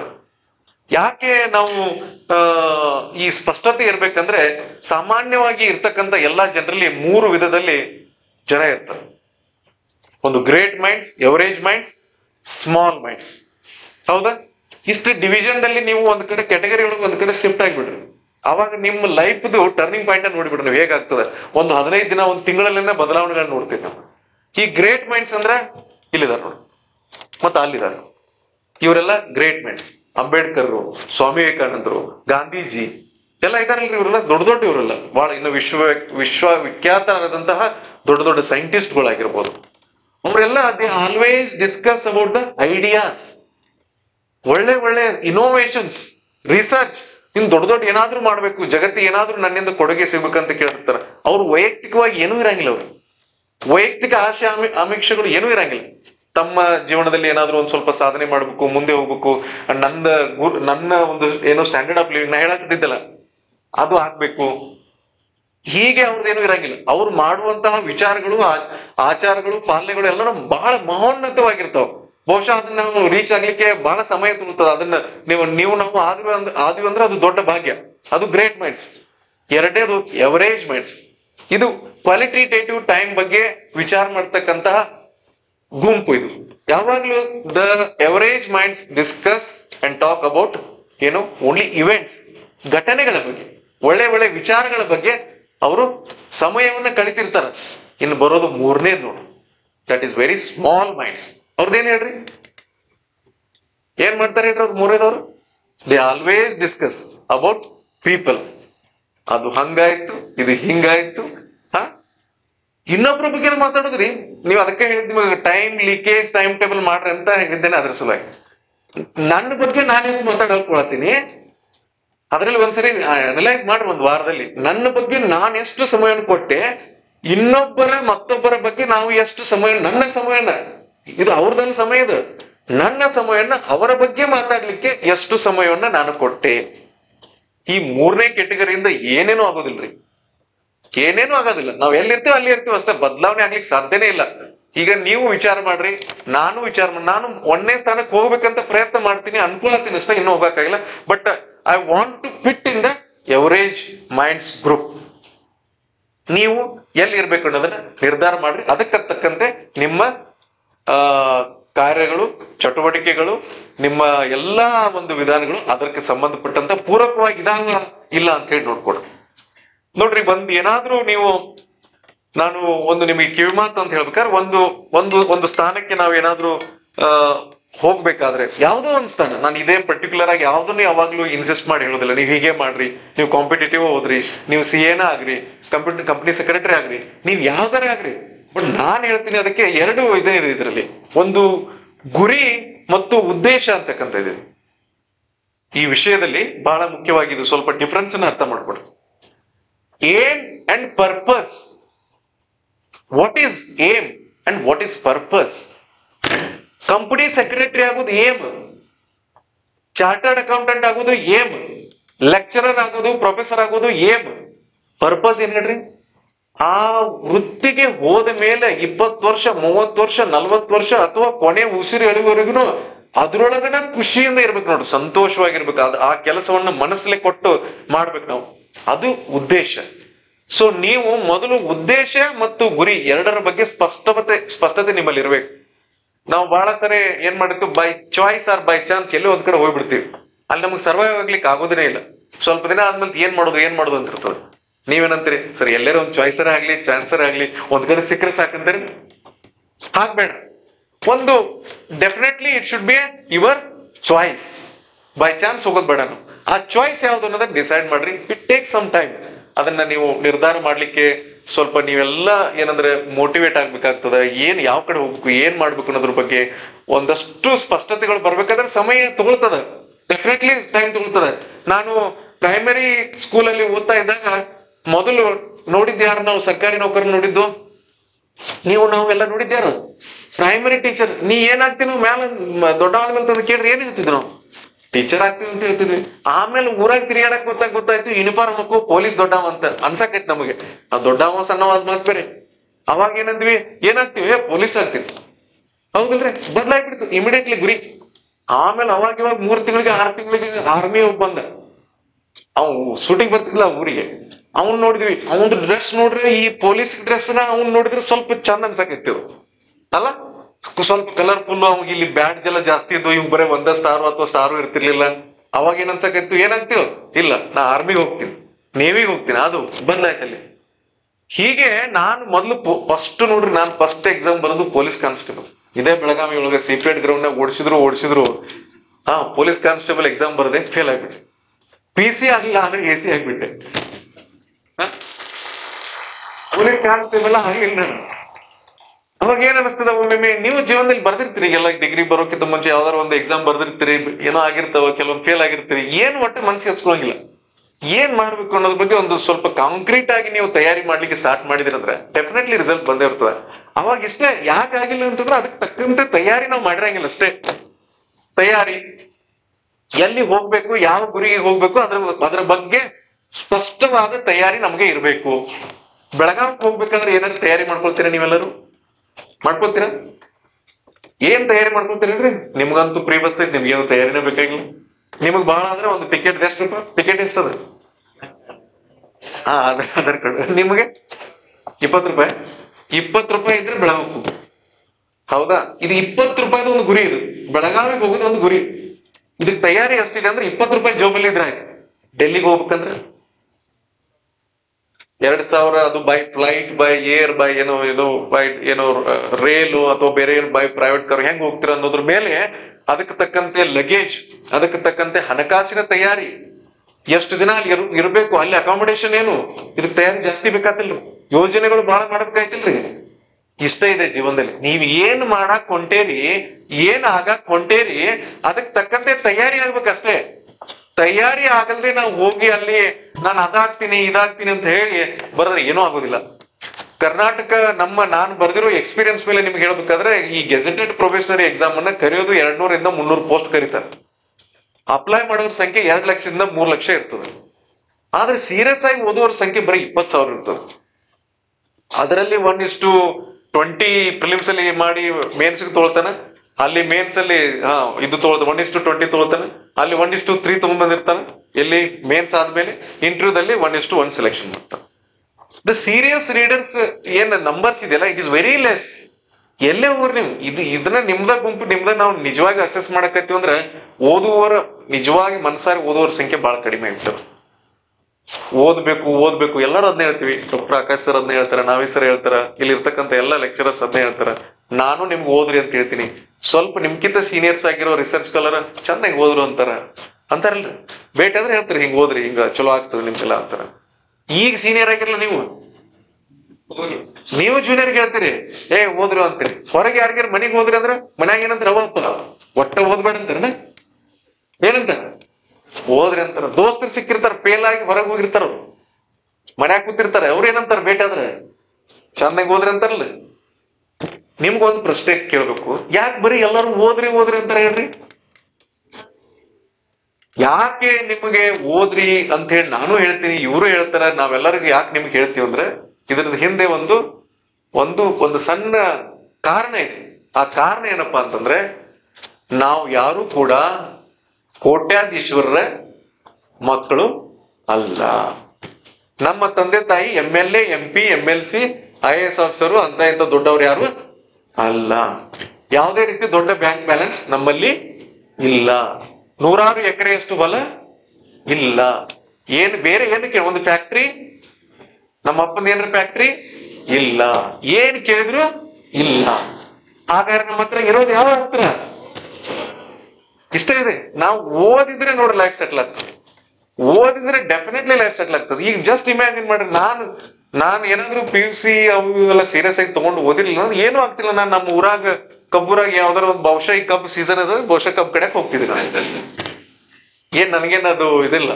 ನಾನು ಎಲ್ಲ ಕೆಲಸ ಮಾಡಿದೀನಿ. ಆಕ್ಚುಲಿ ಅಗ್ರಿಕಲ್ಚರ್ ಕೆಲಸದಲ್ಲಿ ಪ್ರತಿಯೊಂದು ಕೆಲಸ ಮಾಡಿದೀನಿ.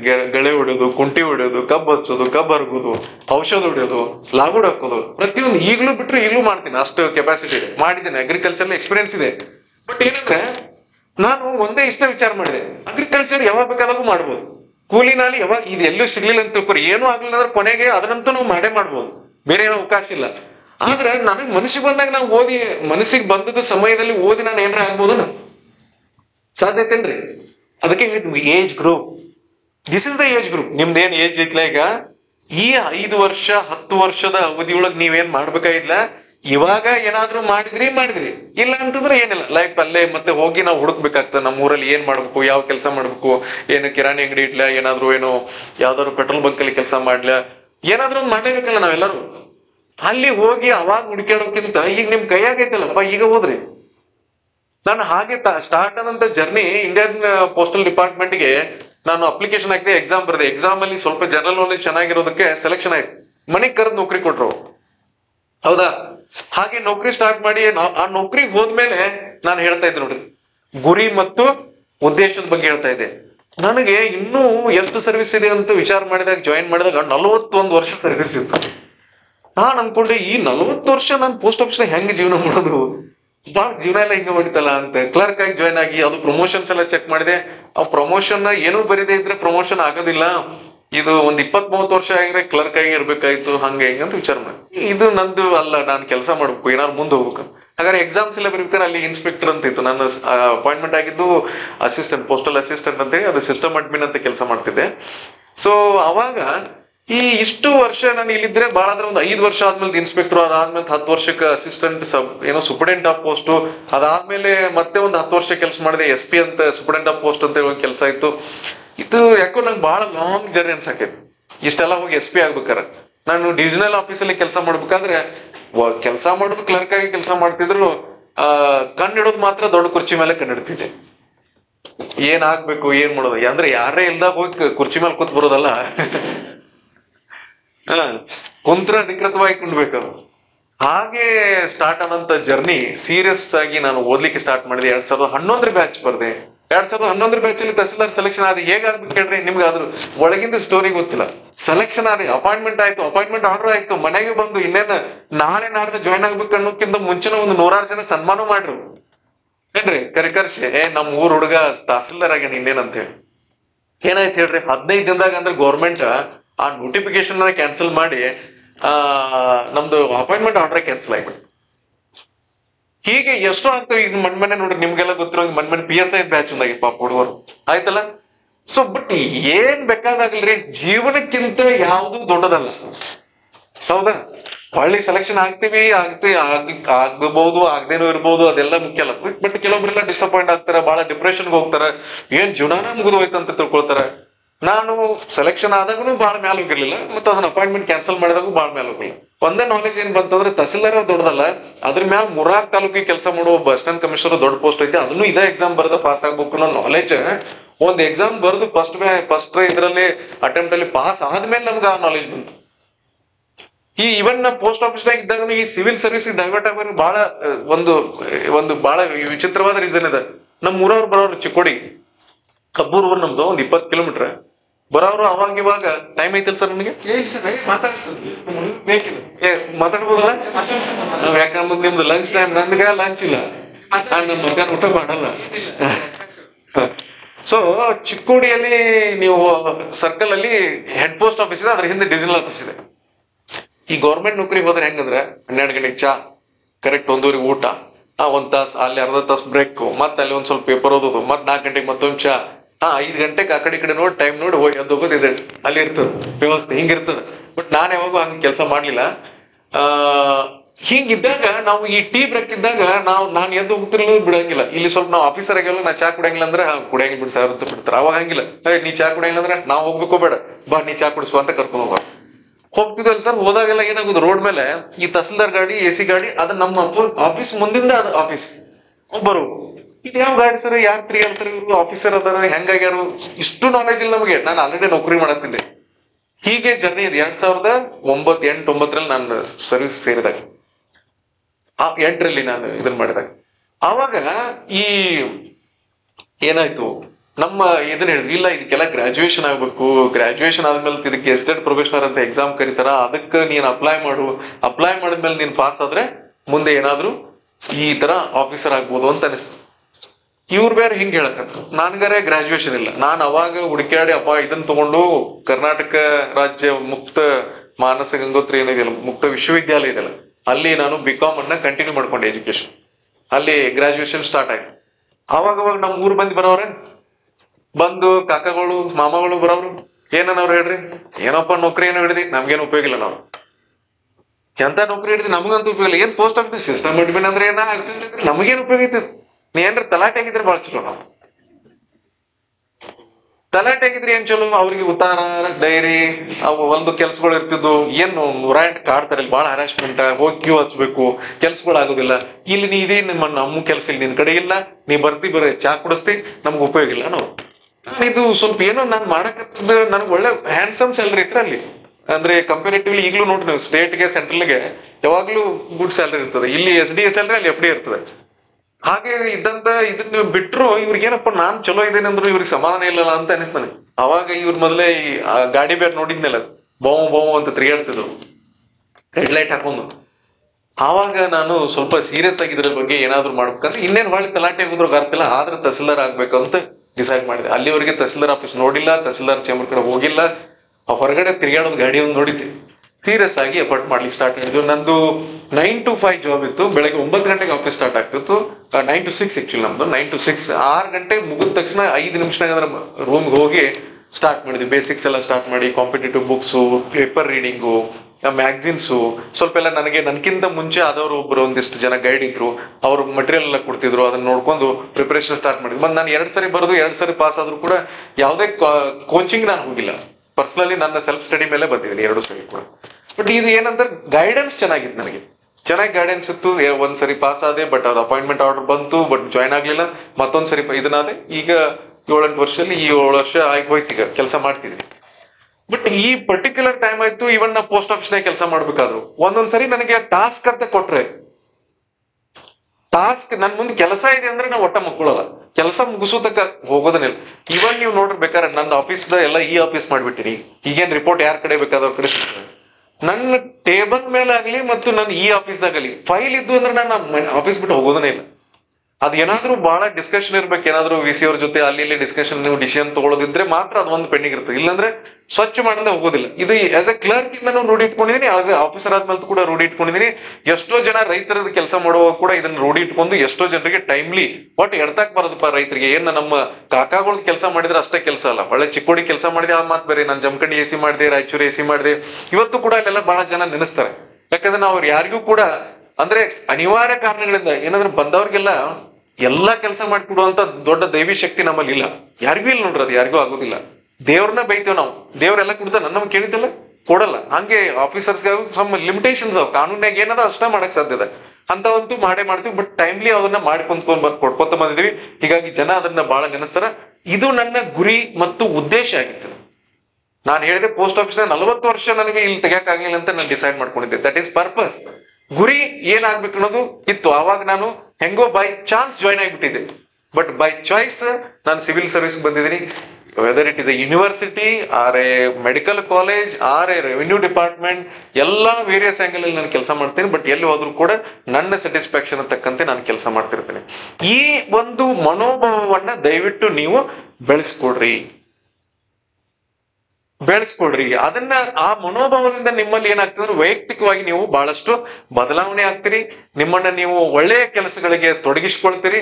ಆ ಮೂಲಕ ನಿಮ್ಮ ಈ ಲೈಫ್ ದ ಗ್ರೋತ್ ಇದನ್ನಿರ್ತದಲ್ಲ, ಏನು ಬಾರ್ಗ್ರಾಫ್ ಏನಿರ್ತದಲ್ಲ, ಯಾವಾಗ್ಲೂ ಕೂಡ ಅದು ಒಂದು ಬಹಳ ಸ್ಟೀಡಿಯಾಗಿ ಚೆನ್ನಾಗಿ ಏರ್ತಾನೆ ಇರ್ತದೆ. ಇಲ್ಲ ಅಂತಂದ್ರೆ ನಾವು ಬರೀ ಏಳು ಬೀಳುಗಳನ್ನ ನೋಡ್ತಿರ್ತೀವಿ. ಬೀಳು ಬಂದ್ರೂ ಪರವಾಗಿಲ್ಲ. ನಾನು ಹೇಳಿದಲ್ಲ, ಎಲ್ಲೋ ಒಂದ್ ಕಡೆ ನಾವು ನಡೀತಾ ಇರ್ತೀವಿ ಅಂದ್ರೆ ಅದು ಹೇಳಿದಾರಲ್ಲ, ಕುಳಿತವರು ಎಡವಲಿಕ್ಕೆ ಸಾಧ್ಯ ಇದೆ, ನಡೆಯುವವರು ಎಡದೆ ಕುಳಿತವರು ಎಡವವ್ರೆ. ನಡೆಯವ್ರು ಎಡವುತ್ತಾರ, ಕೆಲಸ ಮಾಡೋವ್ರೆ ಮತ್ತೆ ಏನಾದ್ರು ತಪ್ಪು ಮಾಡ್ತಾರ, ಏನಾದ್ರು ಆಗ್ತಿರ್ತಾವ, ಸಣ್ಣ ಪುಟ್ಟಗಳು ಆಗುವವೆಲ್ಲ. ಹಂಗಂತೇಳಿ ನಡೆಯೋದ ಬಿಟ್ಟು ಕೂತ್ ಬಿಟ್ರೆ ಏನು ಮಾಡಕ್ಕಾಗಲ್ಲ. ಹಾಗಾಗಿ ನಾವು ನಡೆಯುವವರಾಗ್ಬೇಕು. ನಡೆಯುವವರು ಮುಂದೆ ಓಡುವವರಾಗ್ಬೇಕು. ಓಡ್ತಾ ಓಡ್ತಾ ಒಂದು ಗಮ್ಯದ ಹತ್ರ, ಗುರಿ ಹತ್ರ ಹೋಗಿ, ಒಂದು ಸ್ಥಾನಮಾನಕ್ಕೆ ಹೋಗಿ ಲೈಫ್ ದ ಸಕ್ಸಸ್ ಅನ್ನ, ಆ ಟೇಸ್ಟ್ ಅನ್ನ ಎಂಜಾಯ್ ಮಾಡ್ಬೇಕಾಗ್ತದೆ. ಆ ಕಡೆಗೆ ತಾವೆಲ್ಲರೂ ಹೆಚ್ಚಿನ ಕಾನ್ಸಂಟ್ರೇಟ್ ಮಾಡ್ರಿ. ವಿಶ್ವವಿದ್ಯಾಲಯದಲ್ಲಿ ಇರುವವರೆಗೂ, ವಿಶ್ವವಿದ್ಯಾಲಯದಿಂದ ಹೊರಗೆ ಹೋಗುವವರೆಗೂ, ಹೋದ ಮೇಲೂ ಕೂಡ ವಿಶ್ವವಿದ್ಯಾಲಯದ ಘನತೆಗೆ ಚ್ಯುತಿ ಬರುವಂತಹ ಯಾವುದೇ ಕರ್ತವ್ಯಗಳು, ಕಾರ್ಯಗಳು, ಕಾರ್ಯಗಳಲ್ಲ, ಕೃತ್ಯಗಳು ಅವು ಆಗಬಾರ್ದಂಗೆ ನೀವು ನೋಡ್ಕೋಬೇಕು. ನಿಮ್ಮಿಂದ ನಾವು ಏನ್ ನಿರೀಕ್ಷೆ ಮಾಡ್ತೀವಪ್ಪ ಅಂದ್ರೆ, ನೀವು ಒಳ್ಳೆಯ ಹೆಸರನ್ನು ತಂದು ಕೊಡದೇ ಇದ್ರೂ ಪರವಾಗಿಲ್ಲ, ನಿಮ್ಮಿಂದ ವಿಶ್ವವಿದ್ಯಾಲಯಕ್ಕೆ ಯಾವುದೇ ರೀತಿ ಕಪ್ಪು ಚುಪ್ಪಿಗೆ ಬರಬಾರದು. ನೀವು ಮಾಡುವ ಪ್ರತಿಯೊಂದು ಬಿಹೇವಿಯರ್, ನಿಮ್ಮ ಪ್ರತಿಯೊಂದು ಆಕ್ಟಿವಿಟಿ, ನಿಮ್ಮ ಪ್ರತಿಯೊಂದು ಕೆಲಸ ವಿಶ್ವವಿದ್ಯಾಲಯದ ಘನತೆಗೆ, ನಿಮ್ಮ ವೈಯಕ್ತಿಕ ಘನತೆಗೆ, ಇಲ್ಲಿರ್ತಕ್ಕಂಥ ನಮ್ಮ ಫ್ಯಾಕಲ್ಟಿ ಘನತೆಗೆ ಯಾವುದೇ ಕಾರಣಕ್ಕೂ ಚ್ಯುತಿ ಬಾರದಂತೆ. ನಿಮ್ಮನ್ನ ನೋಡಿದ್ರೆ ನೋಡಪ್ಪ ನಮ್ ಸ್ಟೂಡೆಂಟ್ ಅಲ್ಲಪ್ಪ ಅನ್ನೋಂಗ ಆಗ್ಬಾರ್ದು ಪರಿಸ್ಥಿತಿ. ಹೇಳ್ಬೇಕು ಹೆಮ್ಮೆಯಿಂದ, ನೋಡ್ರಿ ಇದೇ ಹೇಳಿದ್ರೆ ಆಕಾಶ್ ಸರ್, ನಮ್ ಸ್ಟೂಡೆಂಟ್ ಸರ್ ಇಲ್ಲೇ ರಿಸರ್ಚ್ ಮಾಡತ್ತಾರ ಅಂತ ಹೇಳಿದ್ರು. ಖುಷಿ ಅನಿಸ್ಬೇಕು, ಕೇಳಕ್ ಖುಷಿ ಅನಿಸ್ಬೇಕು ನಮಗೆ. ಆ ತರ ಒಂದು ಒಳ್ಳೆಯ ಕೆಲಸಗಳು ನಿಮ್ಮಿಂದ ಆಗ್ಬೇಕು. ಮತ್ತು ದಯವಿಟ್ಟು ಈ ವಯಸ್ಸಿನಲ್ಲಿ ಈ ಡಿವಿಯೇಷನ್ಸ್ ಬಹಳ, ಆ ಕಡೆ ಡೈವರ್ಟ್ ಆಗ್ತಿರ್ತೀವಿ. ಬೇಗ ಯಾವ್ಯಾವ್ದೋ ಮಾರು ಮಾತುಗಳಿಗೆ ನಾವು ಬೇಗ ಮರಳಾಗಿ ಬಿಡ್ತೀವಿ. ನಮ್ಮ ಜೀವನದ ನಿಜವಾದ ಗುರಿ ಏನಿತ್ತು ಅದನ್ನ ಮರೆತು ಬಿಡ್ತೀವಿ. ಎಲ್ಲೋ ಕುಂಡಿರ್ತೀವಿ, ಯಾರ ಜೊತೆನೋ ಮಾತಾಡ್ತಿರ್ತೀವಿ, ಏನೇನೋ ಮಾಡ್ತಿರ್ತೀವಿ. ಬಟ್ ಅದೆಲ್ಲಾನು ಕೂಡ ನೀವೇನ್ ಅಂದ್ಕೊಂಡಿರ್ತೀರಿ, ನಮ್ನ ಯಾರು ನೋಡ್ತಾ ಇಲ್ಲ ಅಂತ ಅಂದ್ಕೊಂಡಿರ್ತೀರಿ. ಅದನ್ನೇನ್ ನಾವು CC ಕ್ಯಾಮ್ರಾ ಇಟ್ಟೆ ನೋಡ್ಬೇಕಂತಿಲ್ಲ. ನೀವ್ ಏನ್ ಮಾಡಿದ್ರು ಕೂಡ ಎಲ್ಲಾ ವಿಷಯಗಳು ಎಲ್ಲರಿಗೂ ಗೊತ್ತೇ ಇರ್ತಾವ. ನೀವು ಮಾಡುವ ಕೆಲಸಗಳು ಅವು ವಿಶ್ವವಿದ್ಯಾಲಯದ ಘನತೆಗೆ ಧಕ್ಕೆ ಬರದಂತೆ ನೀವು ಇರಬೇಕು. ಇಲ್ಲಿರುವಷ್ಟು ದಿನ ಹೆಚ್ಚಿನ ಸಮಯವನ್ನ ಅಧ್ಯಯನದಲ್ಲೇನೆ ನೀವು ತೊಡಗಿಸ್ಕೊಳ್ಬೇಕು. ನಿಮ್ಮ ಜೀವನದಲ್ಲಿ ಉತ್ತುಂಗಕ್ಕೆ ಹೋಗ್ಬೇಕು. ನೋಡ್ರಿ, ವಿಶ್ವವಿದ್ಯಾಲಯದವ್ರು ನೀವು ಎಲ್ಲಿದ್ದೀರಿ ನೋಡು, ಅಲ್ಲಿ ಹುಡುಕ್ಯಾಡ್ಕೊಂಡ್ ಬರ್ಬೇಕು. ಹುಡುಕ್ಯಾಡ್ಕೊಂಡ್ ಕರ್ಕೊಂಡ್ಬಂದು ಕೂಡಿಸಿ, ನೋಡ್ರಿ ನಮ್ಮ ಸ್ಟೂಡೆಂಟ್ ನೋಡ್ರಿ ಇವ್ರು ಇಂತ ಒಂದು ಅಚೀವ್ಮೆಂಟ್ ಮಾಡ್ಯಾರ ಅಂತ ಹೇಳಿ ಮಧ್ಯದಲ್ಲಿ ಕುಣಿಸ್ಕೊಂಡು ನಿಮಗೆ ಸತ್ಕಾರ ಮಾಡ್ಬೇಕು. ಹಂಗೇನಾದ್ರು ಒಂದು ಇಟ್ಕೊಡ್ರಿ. ಆ ತರ ನಾನು ಇದೇ ಹುದ್ದೆಗೆ ಹೋಗ್ರಿ ಅಂತ ನಾನು ಹೇಳ್ತಾ ಇಲ್ಲ, ಇದೇ ವೃತ್ತಿಯನ್ನ ಮಾಡ್ರಿ ಅಂತ ನಾನು ದಯವಿಟ್ಟು ಹೇಳ್ತಾ ಇಲ್ಲ. ಯಾವ್ದಾರ ಇಟ್ರಿ, ಆದ್ರೆ ಅದ್ರಲ್ಲಿ ಪ್ಯಾಷನ್ ಇರ್ಬೇಕು. ಕೆಲಸ ಮಾಡ್ಲಿಕ್ಕೆ ಪ್ಯಾಷನ್ ಇರ್ಬೇಕು, ಪ್ರೀತಿ ಇರ್ಬೇಕು, ಶ್ರದ್ಧೆ ಇರ್ಬೇಕು. ನಾನು ಪೋಸ್ಟ್ ಆಫೀಸ್ನಾಗ ಇವನ್ ಕ್ಲರ್ಕ್ ಅಂತ ಕೆಲಸ ಮಾಡುವಾಗ ಒಂದೊಂದು ಟಾಸ್ಕ್ ಅಂತ ನಾವು ಮೈಗ್ರೇಷನ್ ಟೈಮಲ್ಲಿ ಇದೆ. Migration in the sense offline to online. ಅಲ್ಲಿ ಇನ್ಶೂರೆನ್ಸ್ ಇದೆ ಮತ್ತು ಇನ್ನೊಂದು ಬ್ಯಾಂಕಿಂಗ್ ಸಿಸ್ಟಮ್ ಇದೆ ಪೋಸ್ಟ್ ಆಫೀಸ್. ನಿಮ್ಗೆ ಯಾರು ಗೊತ್ತಿದ್ದವ್ರು ಇರ್ಬೋದು. ಈಗಂತೂ ಇಂಡಿಯಾ ಪೋಸ್ಟ್ ಪೇಮೆಂಟ್ ಬ್ಯಾಂಕ್ ಅಂತ ಆಗ್ಬಿಟ್ಟಿದೆ. ಈ ಮೈಗ್ರೇಷನ್ ಅಂದ್ರೆ ಅರೌಂಡ್, ಯಾಕಂದ್ರೆ ಬಡವ್ರ ದುಡ್ಡಲ್ಲೆಲ್ಲ ಇರೋದು 10 ರೂಪಾಯಿ 20 ರೂಪಾಯಿಂದ ಸ್ಟಾರ್ಟ್ ಆಗ್ತದೆ. ಅಲ್ಲಿ ಹಳ್ಳಿಯಾಗೆಲ್ಲ ಅಷ್ಟೇ ಅಲ್ರಿ, ಇನ್ನೂ ಅದಕ್ಕೆ ಬಹಳ ಬೆಲೆ ಇದೆ. ಅಲ್ಲಿ ಅಂತ ಸಣ್ಣ ಸಣ್ಣ ಹೂಡಿಕೆ ಮೊತ್ತಗಳದ್ದು ಸಾಕಷ್ಟು ಸಾವಿರಾರು ಕೋಟಿ ಇರ್ತಕ್ಕಂಥ ಲಕ್ಷಾಂತರ ಅಕೌಂಟ್ಗಳಿದ್ದು ಅವನ್ನೆಲ್ಲ ಡಿಜಿಟಲೀಕರಣ ಮಾಡೋದು, ಆನ್ಲೈನ್ ಬ್ಯಾಂಕಿಂಗ್ ಮಾಡೋದು, ಕೋರ್ ಬ್ಯಾಂಕಿಂಗ್ ಮಾಡೋದು ಗೊತ್ತಿಲ್ಲ ನಿಮ್ಗೆಲ್ಲ ಕಾಮರ್ಸ್ ಅವ್ರಿಂದ. ಸೊ ಈ ಒಂದು ಮೈಗ್ರೇಷನ್ ಟೈಮ್ ಅಲ್ಲಿ ನಾನು ಅಲ್ಲಿ ಸಿಸ್ಟಮ್ ಅಡ್ಮಿನ್ ಅಂತ ಕೆಲಸ ಮಾಡ್ತಿದ್ದೆ. ಇನ್ಶೂರೆನ್ಸ್ ಸೆಕ್ಟರ್ ಕೂಡ ಮ್ಯಾನ್ಯುವಲ್ ಇರೋದನ್ನ ಆನ್ಲೈನ್ ತರ್ತಾ ಇದ್ವಿ. ಹೇಗಿರ್ತಿದ್ ಕೂತ್ರಿ ಕೆಲಸ, ಬೆಳಗ್ಗೆ 9 ಗಂಟೆ ಹೋದ್ರೆ ರಾತ್ರಿ 9 ಆಗಿ ಮತ್ತೆ ಬೆಳಗ್ಗೆ 9 ಆಗೋವರೆಗೂ ಕೂಡ ಕಂಟಿನ್ಯೂಸ್ಲಿ ಕೆಲಸ ಮಾಡ್ಯಾರ, ರೆಸ್ಟ್ಲೆಸ್ ಆಗಿ. ಇದಲ್ಲ ಅಷ್ಟೇ ಅಲ್ಲ, ಇವನ್ ನಮ್ಮ ಎಲೆಕ್ಷನ್ ಅಲ್ಲಿ ನೀವು ಗೊತ್ತಿರ್ತದೆ, ಎಲೆಕ್ಷನ್ ಬಹಳ ಜನ ಮಾಡಿರ್ತೀರಿ. ನಾವು ಎಲೆಕ್ಷನ್ ಟೈಮ್ ಅಲ್ಲಿ ರೆವಿನ್ಯೂ ಆಫೀಸರ್ಸ್ 4 ದಿನದ ಮಿನಿಮಮ್, ಅಂದ್ರೆ ಇವತ್ತು ವೋಟಿಂಗ್ ಇದೆ ಅಂತ ಅದ್ರ ಮುಂಚಿನ ದಿನ ಮತ್ತೆ ವೋಟಿಂಗ್ ಆದ ನೆಕ್ಸ್ಟ್ ಡೇ, ಈ 3-4 ಡೇಸ್ ಒಟ್ಟೆ ಹಗಲು ರಾತ್ರಿ ನಿದ್ದೆನೇ ಇರಂಗಿಲ್ಲ. ಹಿಂಗ್ ಕಂಟಿನ್ಯೂಸ್ ಕೆಲಸ ಮಾಡ್ಬೇಕಾಗ್ತದ. ನಿಮ್ಗೆ ಗೊತ್ತಿರ್ಲಿ, ನಮ್ಗೆ 1 ತಿಂಗಳದ ಎಕ್ಸ್ಟ್ರಾ ಸ್ಯಾಲರಿ ಕೊಡ್ತಾರಲ್ಲ, ಆದ್ರೆ ಆಯುಷ್ 2 ವರ್ಷ ಹೋಗಿರ್ತದ. ನಾವು ಒಂದು ಎಲೆಕ್ಷನ್ ಮಾಡ್ಬೇಕಾದ್ರೆ 2 ವರ್ಷನ ಆಯುಷ್ ಕಡಿಮೆ ಆಗ್ತದೆ. ಅಷ್ಟು ಪ್ರೆಷರ್ ಇರ್ತದ, ಅಷ್ಟು ಟೆನ್ಷನ್ ಅಲ್ಲಿ ಕೆಲಸ ಮಾಡ್ಬೇಕಾಗ್ತದ. ಬಟ್ ಈ ಒಂದು ಪೇಷನ್ಸ್ ಗಳಿಸೋದೈತಲ್ಲ, ತಾಳ್ಮೆ ಐತಲ್ಲ, ಇದನ್ನ ದ ಪೇಷನ್ಸ್, ಇದು ಬಹಳ important. And I am very proud. ಏನೋ ನಿಮ್ ಬಗ್ಗೆ ಖುಷಿ ಅನ್ಸತ್ತದ, ಬಹಳ ಪೇಷಂಟ್ ಹಿಯರಿಂಗ್ ಮಾಡ್ತಾ ಇದ್ದೀರಿ ಅಂತ ನಾನು ಭಾವಿಸ್ತೀನಿ. ನೀವೆಲ್ಲರೂ ಕೇಳ್ಕೊಳತ್ತೀರಿ ಅಂತ ನಾನು ಭಾವಿಸಿದೀನಿ. ಮಾತಾಡ್ತಾ ಇದ್ದೀನಿ, ನನಗೆ ಗೊತ್ತಾಗ್ತದೆ ಬಿಹೇವಿಯರಲ್ ಅಟಿಟ್ಯೂಡ್ ಅಲ್ಲಿ ನೀವು ನಿಜವಾಗಿ ಕೇಳಿಸ್ಕೊಳತ್ತೀರಿ, ಇಲ್ಲ ಯಾವಾಗ ಸ್ಟಾಪ್ ಮಾಡ್ಬೇಕು ಅವಾಗ ಮಾಡ್ಬಿಡ್ತೀನಿ ನಾನು.